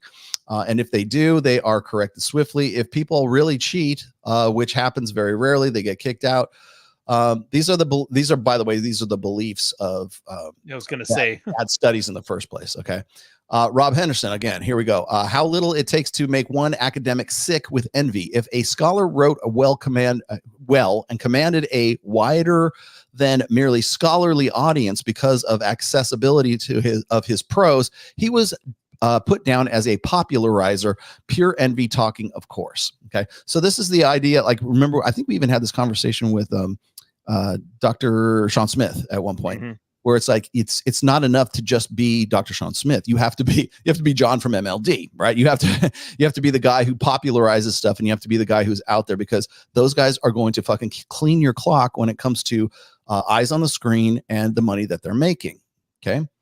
This is another really good one. People associate more positive attributes with women than they do with men. If asked to choose between saving a male and a female stranger, research participants will consistently opt to save the woman. True misogynists do exist, but they are rare. Okay. This basic first year Rollo stuff. Yeah, exactly. And this is, again, these are all science. These are straight out of your fucking psych journals. So there you go. Ralph Dengen, both men and women rated research finding that described sex differences that were flattering to women as more congenial and judged the research, revealing them to be higher in quality. Pandering works. Anything that feeds the female imperative is always going to seem more congenial and judged as being higher in quality. Whether or not that's the case, that's always the implied bias to start with. So when people say, well, Rollo, how do you know that all these ovulatory shift things are not replicating? How do you know that, we used to think this and now we don't? Well, here's the thing is anything that, as I said before, prior to all this, anything that is flattering to women, we take it as congenial and to be higher in quality. If I find some finding that says some unflattering truth about female nature, that's when we either have to shit on it or we have to say, well, men do it and they do it worse. There has to be same reason that we're going to grab the girl out of the house. Exactly. Now, men prefer women over men, and women prefer women over men. These are the ones I really wanted you to chime in on, because I don't think we've ever hit on these before. Key points on the ideological corruption of science. Slide from a talk by should be Sasha, whatever. Okay, so these are got key points on the ideological corruption of science. Okay, I'll post a bigger picture of this in a minute. Scientific censorship by scientists, experts is widespread. Self-censorship and pro-social censorship is partly sustained by selectively applying standards of rigor and making false claims that the dominant narrative has scientific consensus. Oh, you mean like the fact that ovulatory shift and all this dual mating shit doesn't actually replicate? But here's a theory, mate switching theory, and we think that it does, and it also happens to fill in and be part of the social fabric and the social narrative that happens to be going on right now. Do you ever hear that saying, "From my friends, everything; from my enemies, the law"? Kind of reminds me of this. Yes. Censorship is misguided. Research cannot justify undermining the human rights of specific groups because one cannot derive an ought from an is. Valid ideas should not be suppressed because some people might misuse them. Rather, it is the misuse that should be criticized instead. That's Alan Sokol, whoever that is. Censorship leads to distrust of science and harms society. I love this part. Censoring science blunts our ability to understand the world. By censoring findings on just one side of the politically charged topic, which is usually the wokesy side, the scientific record may end up strongly supporting the other side, even when the other side is false.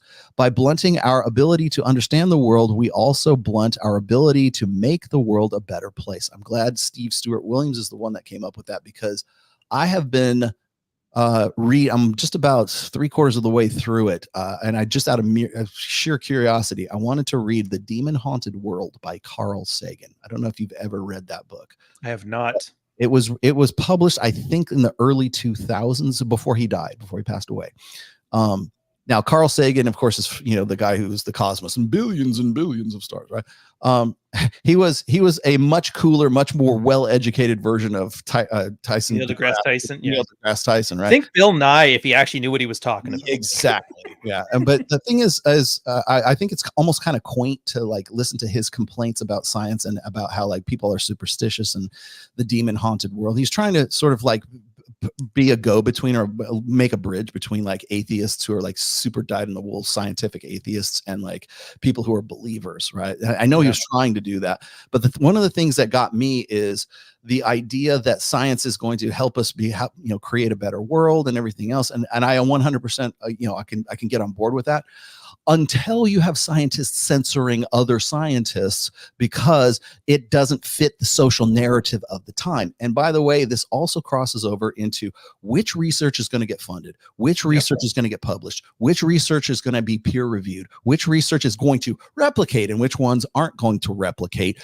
even though they replicated right up until about 2017 before that book came out, right? So So the convenience of this is something that has to be addressed. And I hate this shit because if I'm bringing this up, I don't have a doctorate in evolutionary psychology. So why listen to this Yahoo fuck who's a podcaster and doesn't know what the fuck he's talking about, right? Well, see, that's what I like though about it, because topics that they're not bringing up. That's why I like it. Because like, look, the date psych, the guys you're going to be debating with, they're going to bring up cited sources. They're going to talk about studies. They're basically offloading their ability to be correct to somebody else. They're just appealing to authority. When you say something or I say something, it has to stand on its own merit. We're not saying, I'm a clinical psychologist or anything like that. So if anything, that's more intellectually honest, has more risk to it. And there's a chance I could be wrong. And if I'm wrong, I have to own that. Date psych or whoever, if he's like, oh, it turns out David Buss or whoever he's referencing is wrong about this thing. It wasn't my fault. It was the research. And I always hate that. It's like intellectually lazy, dishonest, risk averse. And he's sitting here telling us, how dare you guys do something? And he wants to back on the plantation, start talking about the same sources I do. If you're not quoting Wikipedia articles, then it's not true. Well, yeah, but the Wikipedia guy is just making shit up and they're very politicized and they're taking DNC money. That's not the important. What's important is that we've decided who the authority is. Remember that how men and women debate thing? Yes. Women are always about like jockey for status, and then they make the morality play that everybody else has to play by. Right. And guys are all about shit that doesn't taste good at the end of the conversation, which is empirical studies and everything else. And as I said before, there's data and then there's interpreting data. And then if the data is corrupt, or if the data is generated as a result of wanting to back up a political or a social ideology narrative, you're already starting, it's garbage in and it's garbage out at that point. So rules of rhetoric, logos, it's not a stretch to say that this is certainly within the realm of possibility, especially when you've got stats where it's like 85-90% of the social sciences and psychology sciences are all impacted by women. So and by the way, going into 2030, I think it's something like 70% of women under the age of 30 will become the teachers of those fields of psychology and science. So I want to throw this one out here too. Colin Wright says the Wall Street Journal reports on science publisher Wiley Global shuttering 19 journals for rampant fraud. In the past 2 years, they've been forced to react to over 11,300 papers. The incentive structure of science journal and academia is not aligned with truth seeking. In the past I'm just going to read the highlighted parts. In the past 2 years, Wiley has retracted more than 11,300 papers that appeared compromised, according to the spokesperson. At least 2 other publications have retracted hundreds of suspect papers. 900 fraudulent papers in 2022 at IOP Publishing. So there is, and that's not non-replicatable. That's fraudulent. That's fraudulent. Those in other words, they made it up. 11,000. Now, Destiny is very prolific. Yes, exactly. Let's see where we go here. I don't want those. Harking. Do you know what harking is? Hypothesizing after the results are known. Now, imagine, Texas sharpshooter. Exactly. Now imagine this. You're harking on data that is fraudulent in the first place. Yep. Arx Hominem, by the way, is a great follow. I would suggest everybody does. Research evidence that people have a positive implicit bias towards women and a negative implicit bias towards men, especially in the psychological and the sociological fields. And then another one, paper on academic values that professors from political left and right that scientific publishers would not buy. So, and then, can we go back to the skull one here, or the brain one? One down. The brain guy. That one right there. This is why I like the red pill side of it. This is why I hate when you cite sources and do studies, and I wish you would just talk more about the utility of it. Because that study, innately we prefer women to men, whatever, right? You get on somebody's show like Date Psych or Playing with Fire, they will sit here and argue about the source. They'll argue about the findings. They'll argue about all the little details, but they're missing the, like, what do I do with this information? What about this information is useful to me? When you could say, okay, so everybody prefers women over men. Well, let's take Steven Crowder's divorce. Who did all of his friends, family, and co-workers take the side of? Yeah. So there's a replication of it right there. Okay, maybe we can't quantify how much they prefer women over men, but you can definitely tell if you're getting divorced, your friends are probably going to take her side. What do you do with that information? Well, that's up to you. But that's the part I find fun about this. You take these little snippets, you apply them in your life as you see fit, and the ones that fit, you use. And the ones, because not everything fits. There's been a lot of bullshit in the sphere, I'll admit that. But those things aren't the things that people are still referencing 10 years later. The stuff that's from here for 10 years, it has thousands of people. It's like, nope, I had that. And it's not, when you think about it, it's really not any different. Like I didn't read the entirety, of course, of Alex's diatribe about me, but one of the things he criticizes me of is that he thinks it's ideologically based, right? Well, you're going to take all this data and you're going to force fit it into your ideology. Well, first of all, that's never been, it's a praxeology. We've written books on fucking praxeology for Christ's sake. So he's never going to get out.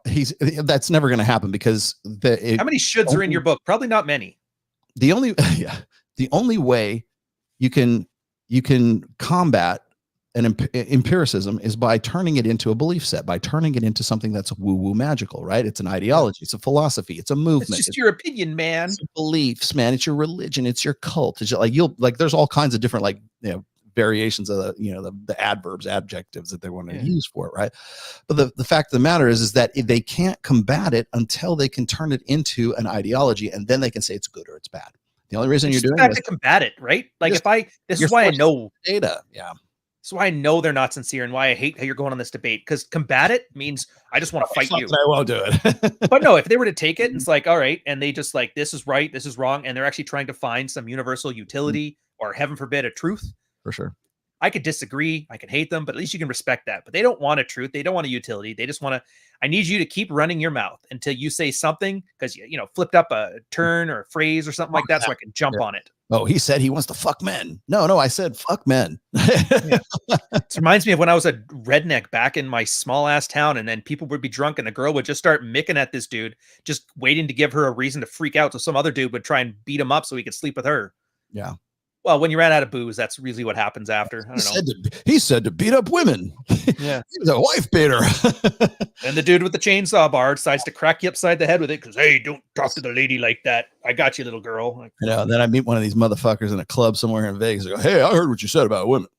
yeah, who the fuck are you? What? No, yeah, people don't realize I'm going to feed you in a wood chipper. Yeah, I would kill for disagreement. People disagreeing with you, wood chipper. Disagreeing with you would be great. Like detesting your work and having their own work would be great. It's not that. They just want to bicker and argue and muddy the waters for the sake of like self-gratification, clout, not even for money. Because I don't know how much DNC is playing, but they're not paying that much. Well, it's ego. It's ego is what it is. Yeah. And it's not even the DNC really. I mean, it's just ego for people who are like invested in this idea. I think at some point along the way, there was this push, and I think it really, I hate to say this, I think it kind of coincided with like, Jordan Peterson and Michaela Peterson coming up with the Peterson Academy. And it's like they're going to be the ones who are going to decide who the teachers are going to be, and they're going to decide who the students are going to be, and it's going to be like this atelier of like, you know, what is it, the intellectual dark web 3.0 this time, you know. And you only got you new authorities, people. Yeah, these ones are much more amicable because those last ones just kept pandering to their base, Yeah, not like us. What a fucking grip. Well, you know, the thing that gets me is like, these are the same people who want to complain about, oh, these guys are like bilking these masculinity courses. And they would talk shit about like Men of Action or something, which actually has some merit to it, right? They want to talk shit about that. But then that's Sharp's, isn't it? Yeah. No, that's Mike's. Mike's Men of Action. You're thinking of the CME. I'm talking about MOA. No, not Donovan Sharp, Hotep. No, it's Mike's. It's Mike's. Oh, okay. Gotcha. But then you got like Jordan Peterson and Michaela Peterson doing pretty much the same thing. It's just from a different perspective. Coke and Pepsi, man. Yeah. Yeah. Boys are disappearing from psychology. I got one more here that I wanted you to. Oh God, I have to put this one up too. Hang on. Where did it go? There we are. Let me put this back up here real quick. This is a really good one. I think I might have used this one before, but we used this one last time. Yeah. Steve Stewart Williams. Gosh, has it been that long? Yeah, October 14th, 2022. Scary. 73 teams tested the same hypotheses with the same data. Some found negative results, some positive, some nada. The effect of the expertise or the confirmation bias, idiosyncratic research variability is a threat to the reliability of scientific findings. Okay. The problems with the eggheads. You're never going to get, this is the thing that scares me, is like, you're never going to be able to get accurate data for anything. And I think this is also part of the paper or the outline on how the crisis of replication is not just in social sciences. It's not just in like for communication majors, right? It's not just for psychology. It's hard sciences right now too. Wait, like hard sciences are getting it too. Hard. I was looking up like before the show. I was looking up for replication crisis, and a lot of these articles are saying it's widespread. It's not just about the soft sciences. It's hard. Not physics and math too, I hope. Yeah. So well, but as far as the experiment methodology was concerned. So, and then last but not least, and then we can wrap after. Did we lose him or did we lose me? Well, I think I'm going to assume we lost him. Here's the thing about this is that was the whole reason for replication. Replication was designed for that. The idea, it's the wisdom of crowds. The idea, if you get 500 people doing something, they'll eventually like focus in, and they're all doing the same beat, but they eventually focus in on something that's more accurate. Didn't they do that with like choirs? Yeah. 500 people all out of tune, but as soon as they all sing together, it actually sounds in key. Sounds pretty good. Yeah. When you have the replication crisis, this variability becomes a bigger deal. So until we find a way to either punish those who don't replicate or incentivize people to replicate, this problem's only going to get worse. Yeah. Let me put this. And I don't know how to do that. Do you know how to do that? You know how to, are you going to pay people to replicate studies from Monsanto? I'm not. Yeah. Here's the last one I wanted to show you, because I thought this is interesting. There's so much infighting that's going on right now certainly in psychology, but mostly in like social sciences and stuff too. Nice. This is from, her name is Dr. I give her the DR, Rochelle Chadwick. Okay. She says this, and this was back on May 18th. God, I'm sick and tired of the research gap narrative. I was like, what the fuck is a research gap? Can we stop teaching students this nonsense? Okay, so people didn't know what she was talking about. Now, this is what it is. Students become fixated on proving that another scholar got it wrong, misunderstood, or failed to see or do something, rather than engaging with existing work in a generous way that acknowledges all research as building on other work and in dialogue with others. So did she just argue against replication? Basically. Okay. So the thing that gets me, it's not so much that, it's like the idea that we're only going to focus on experiments that would prove someone wrong. And this apparently, I've seen Steve Stewart. The reason I even knew who this chick was is because this was linked in a Steve Stewart Williams story as well. There is a lot of sort of internal infighting, let's just say, in various branches. And by the way, she's in no way a sort of an objectivist. This chick is like, it's no shit. Gender studies and feminist, psychology and violence against women kind of stuff. Like, that's where she's at. But she's complaining about the fact that these kids, the students that are in these fields right now, which is primarily female, as we know, are so set on trying to prove the old guys wrong. Like, this guy's right. The man. This guy's, so how could that not be something that would also correlate with ovulatory shift? It's very unflattering that Marty Hazelton found out at some point along the way, and it was settled, but it was certainly accepted as a hypothesis, that at certain phases of a woman's menstrual cycle, that she's going to be more down with getting with the hot guy in the foam cannon party than she is with the phone friend or the emotional tampon when she's in her down cycle. And so we do all these experiments, and that's what I was going to say, is like, we want to say that all these things don't replicate. Okay, which ones? There's dozens of these things. Which ones don't? We just have this blanket thing that, oh, they don't replicate. We found out that they don't. Who found out? And where's the academic rigor? And which ones did they not find out? Was it the smelly t-shirt one? Was it sexual ornamentation? Was it, why is muscularity sexy? Was it the masculine faces? Yeah. Which ones? Because and I know this because I followed Marty Hazelton since as far back as like 2004.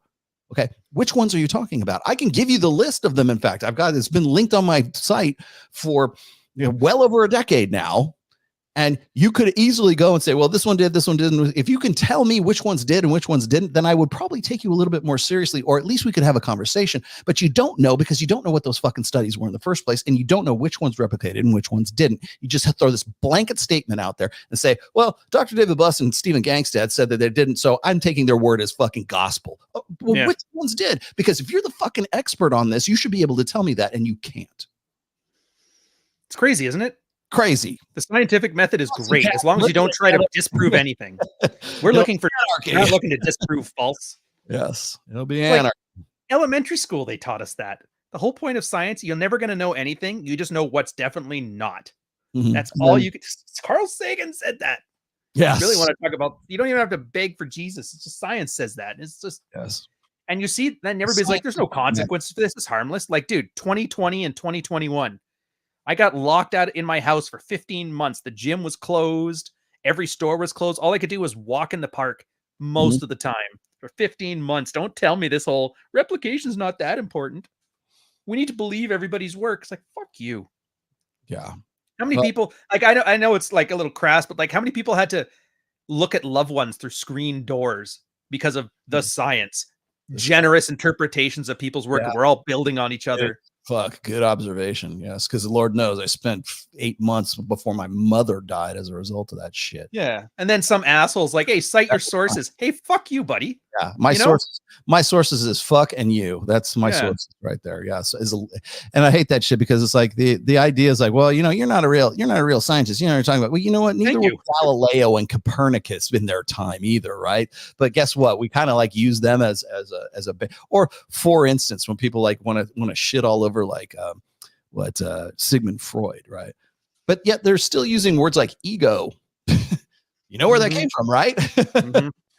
Ego, id, and superego. You know what that's actually. So if you're going to accept the concept of ego, then you got to accept at least part of what Dr. Freud said. But no, fuck that guy. As long as it's beneficial to women, we'll believe it. As long as it's not beneficial, for my friends, everything. For my enemies, the law. Yeah. But the thing is like if I use an example like that, if I go say, well, you know what, the settled science was that the vaccines are good and COVID bad, and we need to lock down and we got to keep grandma behind the fucking screen, even if she dies. So so just now Pfizer's getting sued, but now it's like, oh, we didn't know. It's like, no, I'm pretty sure a lot of people knew. So you told them to shut up. So you're saying those experiments didn't replicate, right? Now, yeah, exactly. It's what are you motivated by? I think that maybe that's a better summation of this. Is you got to take into account the human element in all of this. Oh, you have to. So what's going to happen is like, well, you don't have the data to prove that those studies didn't. But I do have the data to prove that the replication bias or the replication crisis is real. I do have the data that says that replication bias and implicit bias is rampant. I do have the data that says 85-90% of social sciences and psychological sciences are essentially impacted by women. So do I have the data that says that? Do I have some sort of empirical thing that says that, oh, well, Auditory Shift's right, this is wrong? No, I don't have that, but I can say that there's a lot of ifs. I'll do you one better. I got eyes and ears. Everybody has a friend with the alpha bucks, beta bucks. You've seen that for the girl that left the guy for the hot dude. Everybody can see this stuff. So maybe it's not. It's like I always say, red pill is very low rigor, high replication, and science is the opposite. Exactly. And they're going to argue with you over the authority, and then we're going to argue about the results, and we're never going to see eye to eye because they want a hero and we want something that works. Yeah. They want somebody to, they want blood, and they want to see somebody to get taken down. Yep. And I'm again, I told Mike, I said I would definitely do the debate, but I want you to read the Whisper article on how debate is dead first, okay? Just so you know, we're not actually having a debate. It's really what asshole has the loudest mouth, right? More or less. And it's no longer debate. It's really more about what is postmodern discourse is what it is. Yeah, it's not about who is right. It's about who's more authoritative, and those are just decided before you even start the talk. Who has the bigger audience coming there with the biggest mouth breathing, frothing at the mouth audience. You're a racist. And then whoever decides they're right, they get to decide morality for the entire thing, and you decide the shoulds. Your character is the only thing on debate. That's why they're just going to call you an asshole for 4 hours or however long they do it. And you're going to talk about studies. No doubt. And then, again, the language of empiricism sounds like hate to the language of emotionalism. And that's really what it's all about. When it comes down to like who's shouting who down, that's emotion. So me coming up with, I'm an egghead. If I come up with data, they're on top of their game if they come up with data. Right. And so it's really just a popularity contest at that point. But that's why, like with the erudite thing, I wasn't there to debate. I told her, I'm not here to debate. I'm not here to argue. She brought the argument to like World War II references. I'm like, you know what? Let's just drop it. This isn't going anywhere productive. You got that point. Let's move on. I made sure I was charming, affable, pleasant. Somebody could look at this. If they didn't know what we were talking about, they're like, he's all right. She's a bit nuts. And I'm like, that's all I wanted to walk away with. And I think that was a success. Sure. Because if they're going to play with the whole charisma versus clout thing, I'll play that game.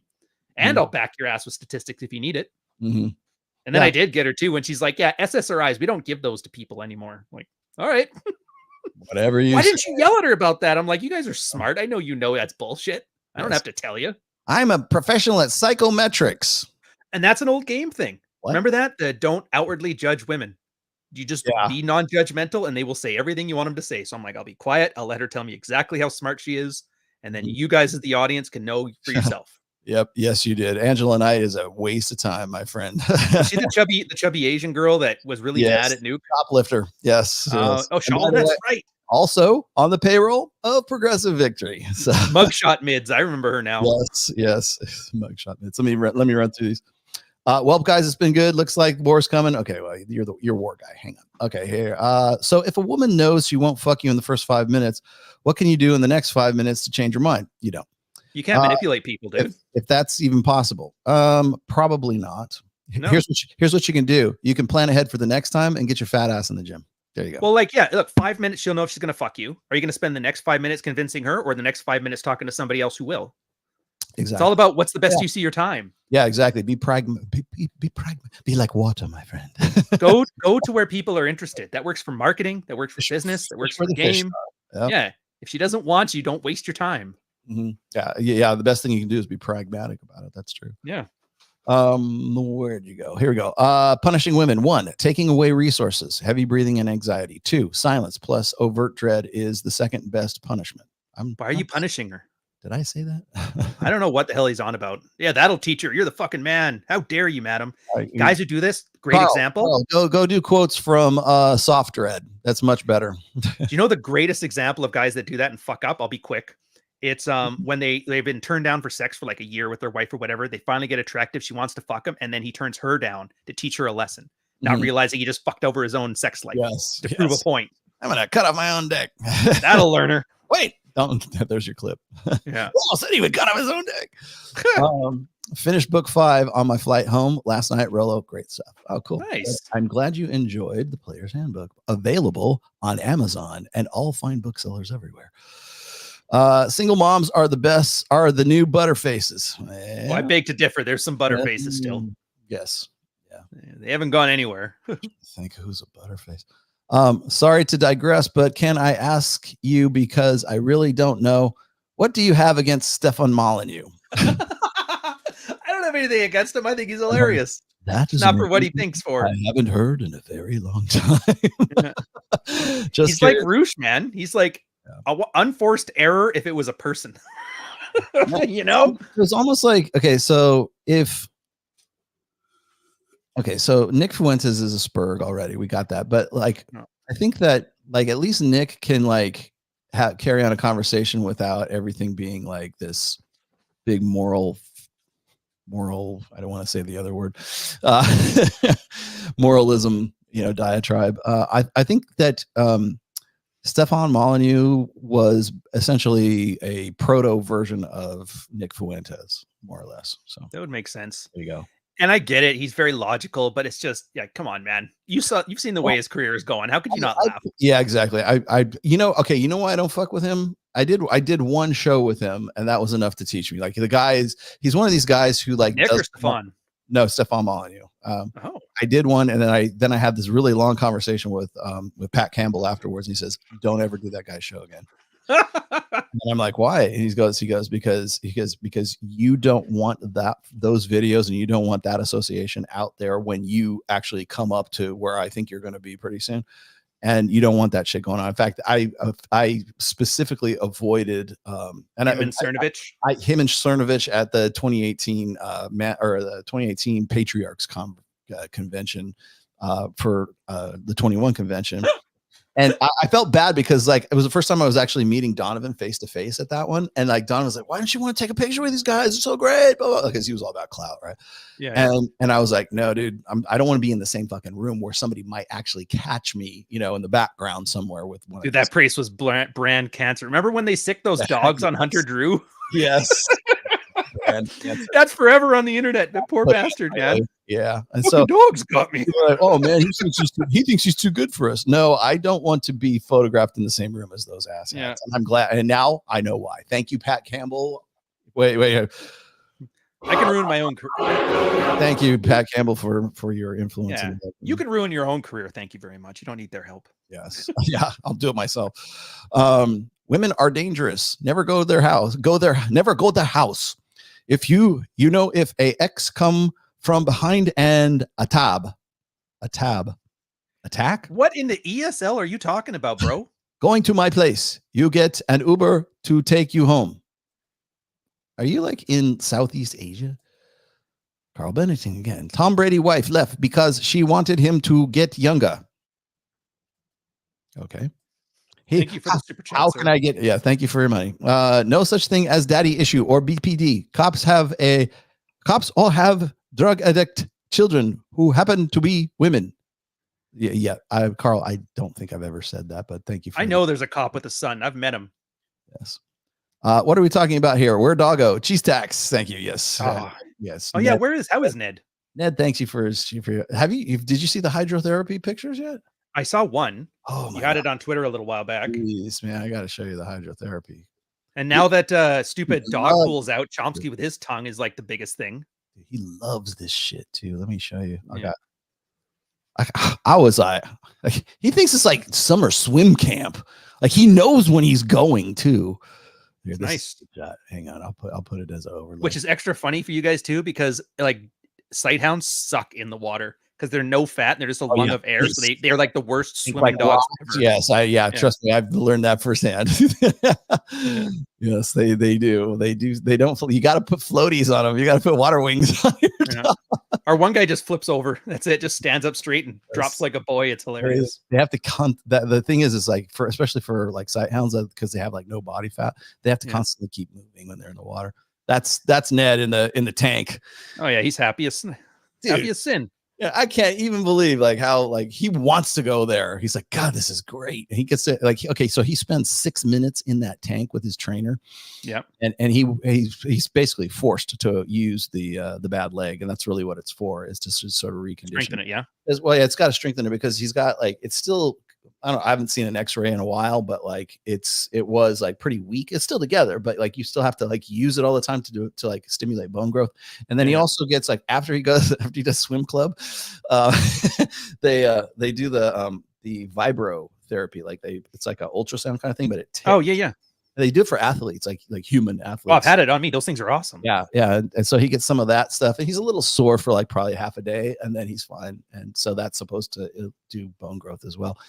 And we got, by the way, so people ask, I should thank you for asking, because I know you're a fellow dog aficionado. Yeah. So people kept asking me, like, why would you spend so much money on that as a dog? Blah, blah, blah. I spent like close to $22,000. Yeah, dude, I will murder every one of you guys in the chat to save this guy. I'm not even joking. Well, here's the thing is I am an insurance company's worst nightmare, because you'll use it all. Well, no, because I can eat the cost. So for most people, they would just put the dog down because they don't have the money to do the surgeries and put a plate. He's had 3 plates in him, right? Yeah. And so open him back up, put it in, do the bone stuff, do the therapy, do all this stuff. So we're in it for anywhere between $22,000 and like $25,000. Well, we got the settlement back, and let me just explain something to you. Is because of the circumstances of him being attacked by the Rottweiler, and it was on the person's property and everything else, it was covered under her homeowner's insurance. So we did 2 things. First, we did this. We went to the county, and people told me, don't do this. It'll never happen. They'll settle against you. They'll never give you any money. I'm like, bullshit. They're like, fuck, they won't. So what I did is, because as I said, I'm the worst nightmare. So we went into the county and had the dog designated as a dangerous dog. Okay. They didn't take the dog away from the owner, but the dog has to comply with like keeping it behind the gate and doing all this other shit. Right. Because this is, by the way, this isn't the first time this has happened, as you probably might guess. Right. So the dog's dangerous dog designated, instant win in the insurance settlement. If the dog has already been designated as so we did it the proper way. Well, yeah. With insurance, usually you have to be compliant in order to be. So there's no question that, this is just a one-time thing. No, it happened before. And so this is negligence. So at that point, now they're on the hook. So there's never going to be a trial. It's always going to go straight to settlement, right? Because we got it designated. So then just let me explain to you that we got enough back to cover all the medical costs and a little bit extra for his therapy and everything else. So everything it's a dead ass wash right now. That's why I said when all this was going down, I tell them, I said, you can tack on whatever the fuck you want to. You want to do another surgery? You want to give him the best fucking drugs, give him everything you possibly can. Because once he got designated, that dog was designated as a dangerous dog, I knew the game on. So don't give me shit about like, oh, you spent so much money on a dog. Yeah, I would spend twice again just for Ned, because he's the one that like protected my wife and protected my other female greyhound at the same time. He did his job.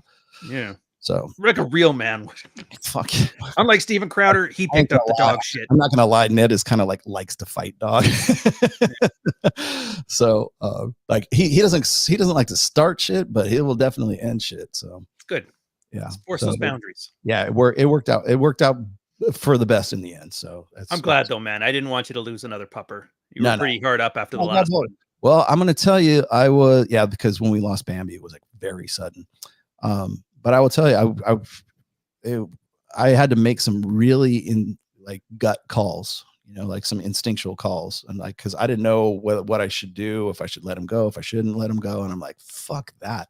Like if it had been osteosarcoma, I would have been like, okay, I know what he's in for. Like we'll put the dog down, right? Yeah, cancer, like some of those.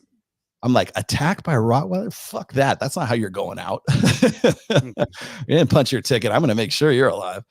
I would say thanks to both of you for all your work. Question for Ryan is it you that says it takes 2 years of doing it wrong and 6 months to fix it? Yes and no. It's not that. I'm talking about, it's a section in Frame. I think it's Frame, maybe Dread. Mm-hmm. It's called the Dancing Monkey Improvement Program. It's because guys who first start Dread or Frame or any red pill unplugging, they tend to have this covert contract that if I do all the stuff that these guys tell me to do, then my wife will act better and I'll have a problem-free life. And usually for 2 years, they hold on to, if I just keep doing the steps, my wife will love me. And it usually takes about that long. I don't know why. It's just by 2 years in, guys are like, cross some Rubicon, and then the girl shuts down the thing. Either she divorces him or whatever. And then a guy realizes, like, I've been doing this all for the wrong reasons. I've just been trying to manipulate my wife. And that's when they get started again, which is a separate statement from it takes 6 months to fix it. It's just usually for guys, 6 months is a reasonable amount of time for them once they understand that I can't change my wife. I can only change myself and then pick out of the best outcomes options available. 6 months tends to be where most guys get to a point where they get it. If that helps answer your question. Interesting. All right. Now ask me questions about Warhammer. I want to know why they haven't updated the orcs. I guess their models still have the old 1990s look to them, and everybody's really mad about that. They'll get to it. Eventually they will. Oh, but I just heard that Games Workshop and Amazon have parted ways over because they wanted over the Cavill thing. No, Space Marines is what they wanted. They essentially is what they were trying to do, and Cavill wouldn't have anything to do with it. Thank you, bravo, Henry Cavill, fucking holding the line, man. Yeah, it's fucking great. I used to be Superman. What are you guys gonna do to me? No, exactly. He's like, you can do this project, but it ain't gonna be with me. So that was pretty good. Do Canadian doggos do the cheese tax? Cow? Oh, they do the cheese tax, even with the stupid jingle. Yes, of course they do. Do you know the song? Great, yeah, cheese tax. What is it? The something the facts are the facts. If you want to pet the dog, then you gotta pay the tax. Yeah, that's funny. Todd V's last phase is Ryan. Was Todd V the cokehead? Todd Valentine? I don't know. Was Todd Valentine? I can never keep them straight. I keep forgetting whether it's Tyler or Owen is the fat one. Oh, Owen is the fat one. I've seen Owen more this year than any other time I've ever seen. Like he's in LA all the time, and he knows Mike. So like Owen's actually a pretty cool dude. I don't understand how he gets laid, but he's actually a pretty cool dude. So I do status, man. Have a new appreciation for him, just as hanging out and having fun. He's a good dude to hang out with. He'd be somebody I would be friends with. I don't know if I would go out like sarging with him or anything like that. Yeah, well, MLD and that were down here for a bit. We were talking about it. Yeah, it's just charisma. Oh yeah, one of those things. He's like a sleeper car, the rust bucket that can do 400 on the straight. Yeah, he definitely has it, but man, that ginger and that belly, and he's like a redheaded Santa Claus, and he's the pickup Ron Jeremy. It's like, how does this guy get this? I do this right? Yeah, but I mean, if whatever he's got, it works, man, and there's no denying it. So yeah, he's pretty good. I just finished up doing immersion with the guys in MOA, Men of Action, and they get like where's Men of Action, the Hotep one? No, Men of Action is Mike Sartain's group, and that's the only one that I'm actually partnered with right now because I'm doing Order of Men. Fuck, I can't keep all these communities straight. Right. That's what it is. Order of Men is Hoteps. Gotcha. I don't know the other ones, but I mean, obviously I work with Mike anyway, so I'm doing it. But like the great thing about Mike's group is that it's more like bottom up instead of like top down. Like the War Room is like, we're all gonna save the world from the Matrix, and it's like, and it's all horseshit. Yeah. But like But like for Mike stuff, it's like each one tell one, and it's bottom up, and that's why I got involved in it. And now I'm doing a sort of a branch of it called Reignite, and it's for guys who are 45 to 65 years old, because no one is touching that demographic right now, and it's the prime demo for suicide. So so me and my partner Joe Marin are doing this, and we're basically all it is just me organizing events and talking to the guys, more or less.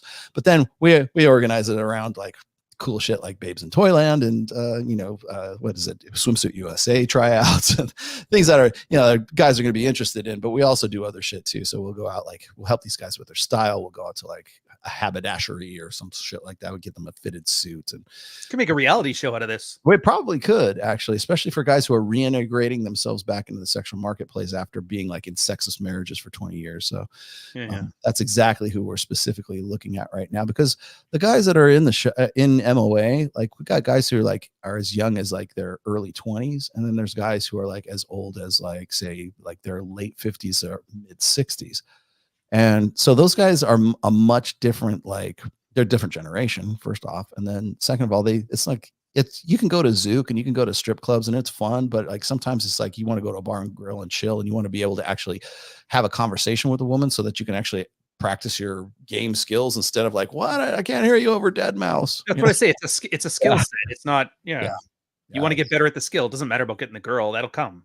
Yeah. And so basically what it is it's, do you ever see the movie, the series Tulsa King with Sylvester Stallone in it? I don't think I did.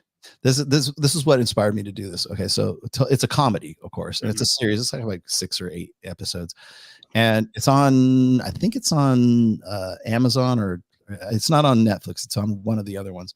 And it's he plays a mobster who went away to prison for 25 years for a crime he didn't commit. He took the fall, like he was a fall guy, right?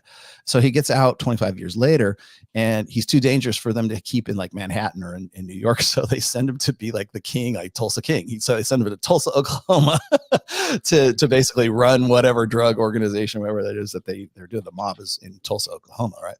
That's funny enough, but the humor of it comes from the fact that he's been basically isolated from society for the last 25 years. So everything he thinks is, he deals with the world based on his knowledge of it from the society 25 years ago. Right. So when he gets out, he's trying to reintegrate himself back into society. And so like the first thing he does is he goes to like a weed dispensary and tries to like strong arm the weed dispensary as if it's an illegal operation. He's like, no, it's actually, it's legal to sell weed. Right. Oh, that's funny. And so all the stuff that he doesn't have a driver's license. He has to take his driver's license thing. He's a driver and all this other shit. But I thought it was interesting because it's almost like these guys who are coming out of like 20, 25 year sexless marriages, and they don't know how to, all of their dating skills are still from 20, 25 years ago. Like from the, and they weren't particularly good then. They weren't even good then. Yeah. They got lucky then. And then now they're ass out and they don't understand the sexual marketplace in 2024. So that's where me and Joe Marin come in. And that's actually the premise of the actual thing. Dude, they're far better clients than like the younger guys too, because the younger guys, getting them to do anything I found was like pulling teeth. But like the divorce guys, they tend to have a more fearless approach to it, which is nice. Like they're willing to try it, and then I find they get successful way faster too. Well, the one of the greatest lessons I've learned from just doing the last 2 events of these is that when women like complain about older guys getting with younger women, oh, it will never work. They would never. No, I see it regularly. Yeah, same. I see guys who are 45, 50, 55 years old getting with women who are in their late 20s to like say early 30s. Yeah, they probably would go for younger than that, but that just happens to be what they're at. And I'm like, they are still 20 some odd years younger, and there's no qualms about it whatsoever. So it's like, oh, everybody's happy. Everybody, yeah, except for the bitches who complain about it.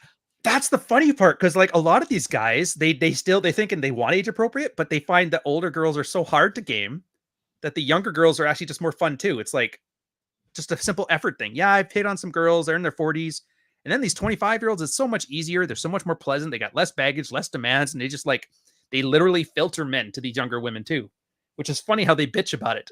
How dare you not like my bitchy demanding attitude? It makes me laugh.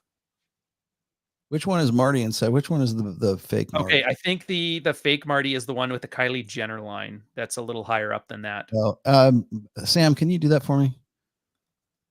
I can't really find who it is. See, this is the problem, Marty. When you say retarded stuff all the time, we see somebody faking you acting retarded. We can't tell the difference. So this is really nobody to blame but yourself. All right. So let me, this is an interesting question. I read men make up only 20% of fiction readers. Any thoughts on why? Have you seen the books lately? Everything's written by, everything's written by women. Yes. Devin Erickson, he just wrote this book, Theft of Fire. It's like a really good book. It's a science fiction one about stealing something from things.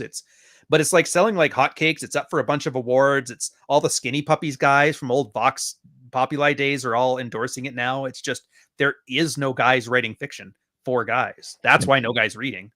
Yeah. That's why they're all stuck reading either BA or BAP stuff or like stuff from the 1800s. Yeah, if you go to Goodreads, or hell, even if you're like subbed to like Amazon and they send you like the monthly thing, look at how many, like just percentage wise, look at how many female authors there are versus male authors, and men are usually writing nonfiction. Like there's exceptions, of course. There's like Baldacci, and there's the exception proves the rule. Yeah, and by the way, those guys are cranking out the majority of it. Like they're putting out like 7 books a year. I don't know how the fuck they do that, but they're putting out like 6 and 7 books a year. So if you look at like I'm trying to think who the other guy was. Anyways, those guys, the guys who are the male fiction writers, you're only going to see them. And then also you got to know how if you self-publishing is one thing. The other thing is if you're only going to see like advertisements from like big name publishers, and they're only publishing women. So yeah, that's why. Donnie says, how does an introvert get better at game? Realize that introvert isn't any identity. Yeah. You can be introversion. Look, I'm an introvert. And all that means is that if I'm being super social for an extended period of time, I need to go hide in a dark room and just sit there for a minute because I'm like, got to recharge. That's it. You can be just as social as anybody else. Become an extrovert. I don't believe in the introvert extrovert bullshit. I think everybody has some degree of both in them. Just depending on depending on what's been sort of nurtured in your personality, quite honestly, or what is innately natural to you. But I don't necessarily see it as like you're one or the other. The other thing that gets me is like I become very sensitive to like people wanting to categorize other people all the time. Introvert, extrovert is one. Morlocks and Eloy. The what is it? Yeah, exactly. Or the MBTI shit. Oh, you're an INTJ, whatever the fuck it is with the bad moon rising. It's astrology. Okay. I love that one though. Wasn't it like Jung's little cokehead roadies came up with that MBTI? Yeah, exactly. I mean, it's called Jung on fucking crank, right? But the idea or this one, I've been talking about generationalism, like, oh, you're a millennial, you're an Xer, you're the only time I ever talk about like being a Gen Xer is somebody like lumps me in with boomers, right?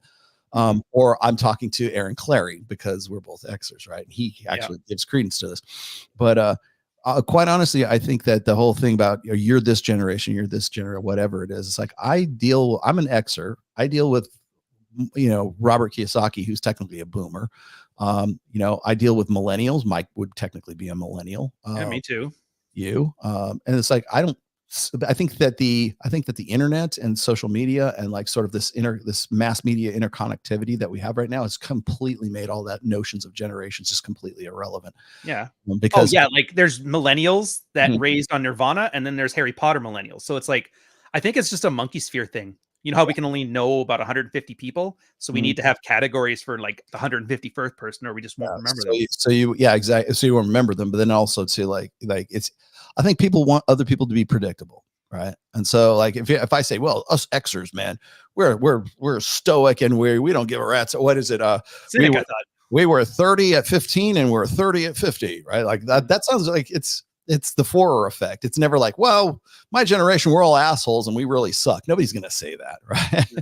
So latchkey kids. Exactly. But I mean, there's different generations because of like what you grew up with. I understand that. That's definitely valid. But it's like to want to have some sort of predictability and some sort of definability of people by age and generation. I think that's I deal with this all the time. because people will go like they'll see my pictures with my band that I've just formed again. I got a new band that I'm working with, right? I'm the oldest guy in the band. The next oldest guy is 49. The next oldest guy is like 43. And then our singer is 28. Okay. Do I give two flying fucks about what they're this multi-generational band? No. Do we make some fucking music that sounds fucking good and are we rocking? Yes. Okay, then let's go. Well, didn't they have that? A lot of people find out that when you first meet somebody of a different racial thing, you have your stereotypes, but that lasts about 30 seconds. Once you actually start talking to them, that largely goes away. Mm-hmm. Yeah, exactly. Yeah, political, all that stuff. I figure, like, I'm fine with that if it goes away. You think, oh, you're a Gen Xer, so they're going to assume you're this. And then 30 seconds of talking to you, they get to find a much better way of describing you. Right. In other words, as a Warhammer nerd who likes do-rags for some reason. Wow. Actually, my parents were black, I have you know. Jesus Christ. God, I can't believe I have to fucking deal with that still. Whatever. Yeah, well, I mean, and that's another thing is like when I post pictures of like me, like I just posted this one picture on I didn't put it on Twitter, I put it on Instagram, right? All right. It was me and the guys in the new band, right? And they're like, oh man, imagine being your age and wearing, you know, wristbands and fucking, you know, checkered Vans and blah blah blah and playing in a band and everything. And I'm like, yeah, imagine it. It's actually pretty fucking cool. I love every minute of it. You should imagine it too. I would highly suggest it to everyone else. Like, is that your attempt at shame? Because honestly, I actually think of it as a compliment at this point. Or if I go and I post a picture of like myself on the back of, you know, Fresh's Audi, people think it's my fucking car, right? But no, your car was the Dodge Charger. No, it's a Camaro. You're a Gen X. I have a Camaro. Yeah, I have a bitchin' Camaro. Do you have a Z-Rock? No, I don't have a Z-Rock. I-Rock Z. T-Bird? No, I don't. I do not have an I-Rock. I have a 2011 Camaro. Thank you very much. God, I know. It's more than a man can take. But no, I post that on there and people think I'm at the point where I can't post a picture without people think I'm flexing on them. Yeah. Oh, yeah, you think this is a flex? It's me and Ned. Oh, you think your dog's so cool? Fuck you, bro. It's almost like they're insecure and they're very mad that you remind them of it. Whatever. All right, man. Do you have anything going on? Tell me what's happening with you. For me, it's the Substack is still going strong. It's the material. It looks like I've got the draft together for book 4. Mm-hmm. What's it going to be? It's mostly going to be collections of field reports. I was thinking enough of like the big picture ideas. This is more just like in the weeds. Remember that Letters from Christopher Hitchens book? It's kind of along that line. Much more entertaining too, I would say. Yeah, something more entertaining, something that just shows like practical applications. It kind of reminds me of when I was in the military. They'd always have these night logs. And when the officers were on the bridge, they'd always just fill out the log. And I just liked it. It's just like, oh, here's an example of how the trip went. Here's the day 1, day 2, kind of stuff like that. Mm-hmm. They said about Cappy posting with guns. He lives in the woods. There's mountain lions out there. Yeah. You're flexing with your whole don't want to get eaten in the woods. What would you rather meet, a man or a mountain lion? Oh, I forgot. I have one other thing. So I've made a 3rd YouTube channel because you got me paranoid about this whole politics ruining the red pill thing. So I'm doing that to go away. It's called Orion 2. Like you go to at YouTube, Orion, OHRIAN. The idea is like Orion Films. And I hate communists talking about movies now. So I'm actually breaking down the storytelling. Oh, the one I have on there is I Come in Peace, the old Ben Dolph Lundgren movie. And I was going to have King of the Kickboxers, Billy Blank's first movie coming out, but I'm having a copyright fight right now with this dude in Italy who apparently owns the copyright to a Hong Kong film industry. And I'm working on Star Trek II Wrath of Khan. So it's fun. Oh, I want to be on that one. Take me in. I want to go to that one. I want to be on Wrath of Khan. That was one of my favorite movies. Oh yeah. Well, no, it's all scripted. It's all it is stuff like that. Yeah, it's great. It's not nothing. It's just saying like, look, you could be a guy and you can like guy stuff. You don't need a strong, independent woman. Here's the story. Here's why these things are good. Because I'm noticing everybody, when they talk about Star Wars, they like, for example, they don't talk about how good the story is, why this is better than this. They just say, Jangle Keys, awesome. Look at that. My brand is beating your brand. And I'm like, no, you guys can enjoy this stuff.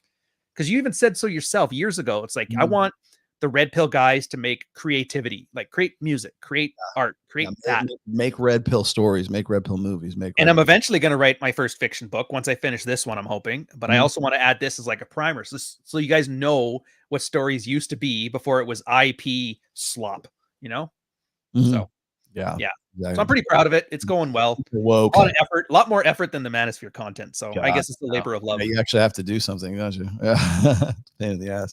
I have to write a script. Jesus. Yeah. All right, guys. So I'm gonna we'll quit here. I want thanks for joining me, Ryan, and going through this. It's always anytime. We should. Yeah, I'm serious. We should probably do like a midweek show, like maybe not as long as 3 hours, but just go for an hour and a half, 90 minutes, right? And just see how that plays. I think people really like this kind of content. You know what else I find is like I think a lot of people. Well, I'm trying to do this with Mike right now, but I think that like guys really enjoy like sort of the back and forth between me and Mike when we're talking about stuff that is like sort of more off topic for sure, but also like talking about things that are a little bit more nuts and bolts together, right? Because usually we'll get into a situation where we'll start talking about that stuff and we have like 6 or 7 girls around us and it's like boring as fuck. They're like, shut up, woman. Yeah, exactly. Shut up. Let us finish about Dr. David Boss. Sincere. That's the thing. How much sincerity is on YouTube right now? None. So I think that would make for a really good show. I did a show with Myron Fresh, Marquette, Jake Shields, and Aaron Clary was on with me and Mike, and it was just the guys and everybody. It was one of the best viewed shows we've done. It was just us guys talking about like this stuff, right? No women like chiming in. We weren't trying to entertain them the whole time or keep them interested in anything. Never take a woman fishing. Exactly. We had a really good conversation. People really appreciated that. And I'd like to take that dynamic and like do something that's like me and you, or like doing some sort of live thing with me and Mike and whoever else. I think that would be like just the guys kind of show would be great. So for sure. Once I hand this book off to Nick, my schedule is open and wide. There you go. All right. Thank God for residuals. Yes. We will be back on Thursday. I'll be back on Thursday for sure doing Access Vegas. That will be at 8 p.m. Pacific, 11 p.m. Eastern.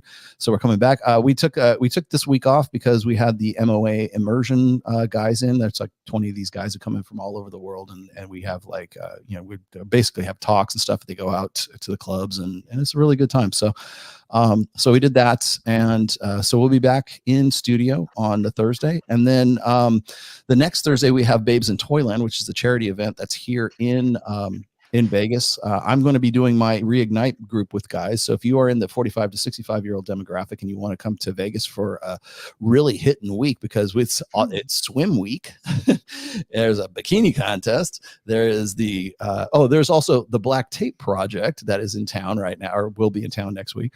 And then we've got Babes in Toyland, which is the premier event for the Las Vegas version of Babes in Toyland. They do these like every other month, but Vegas is always like one of the most popular. Vegas and Miami are the two places you want to go for Babes in Toyland.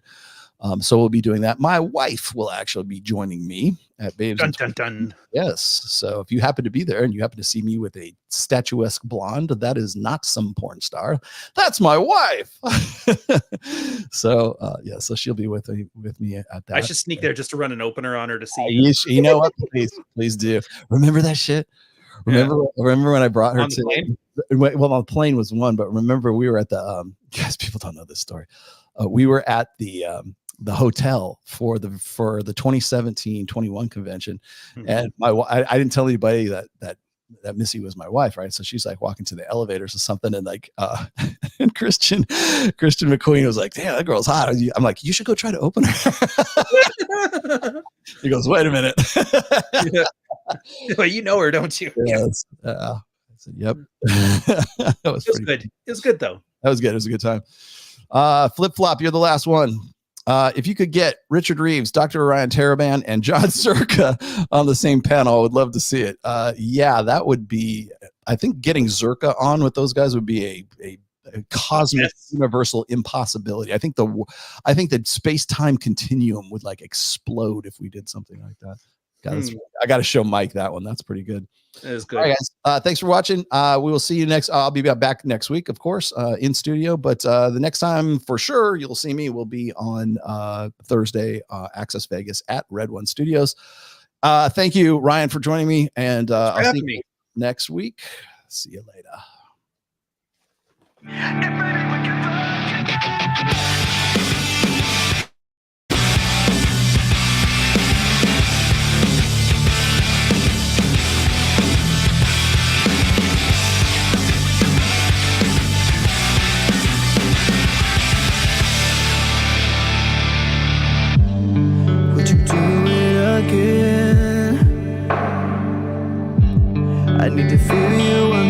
top of me. It was my first time, but I was just a kid when we met and went to bed. It was my first time. What do I say? I'm breaking up the rules now in the game. I've got some new tools. Please do the same. Time came by and went over like a matchbox stereo. Time to get my thoughts now, let go. Bound to keep me up all night. But maybe we can fuck again, and maybe things are different. Goddamn, baby, one more again. Won't you put it on me one more again? I need to know if maybe we can fuck again, then maybe things are different. Goddamn, baby, one more again. The best time of my life. Gotcha, bitch.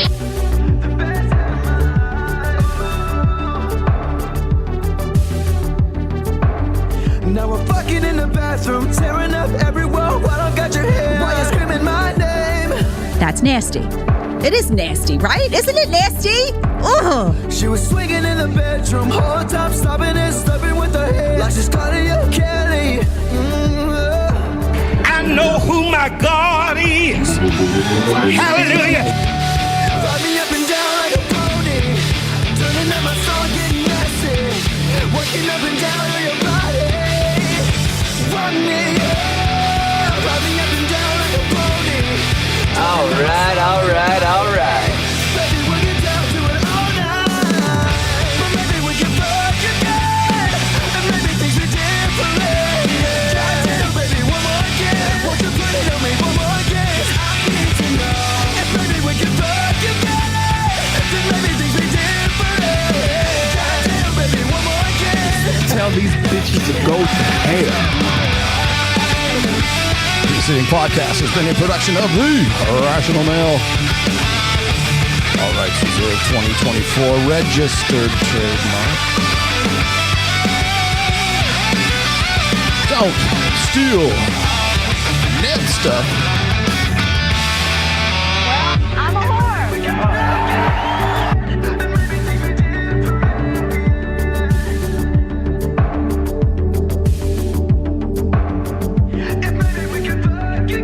Like, man, well, sometimes you don't get no hoes, man.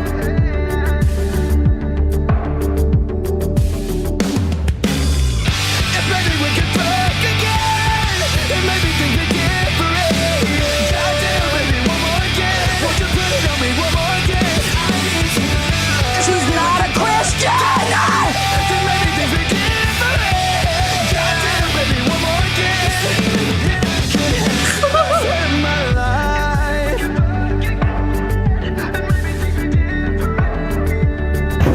FBI, open up! If maybe we can fuck again, then maybe things are different. The best time of my life. Tell that bitch to be cool. I'm gonna kill you. Say, bitch, be cool. Be cool, honey. Say, bitch, be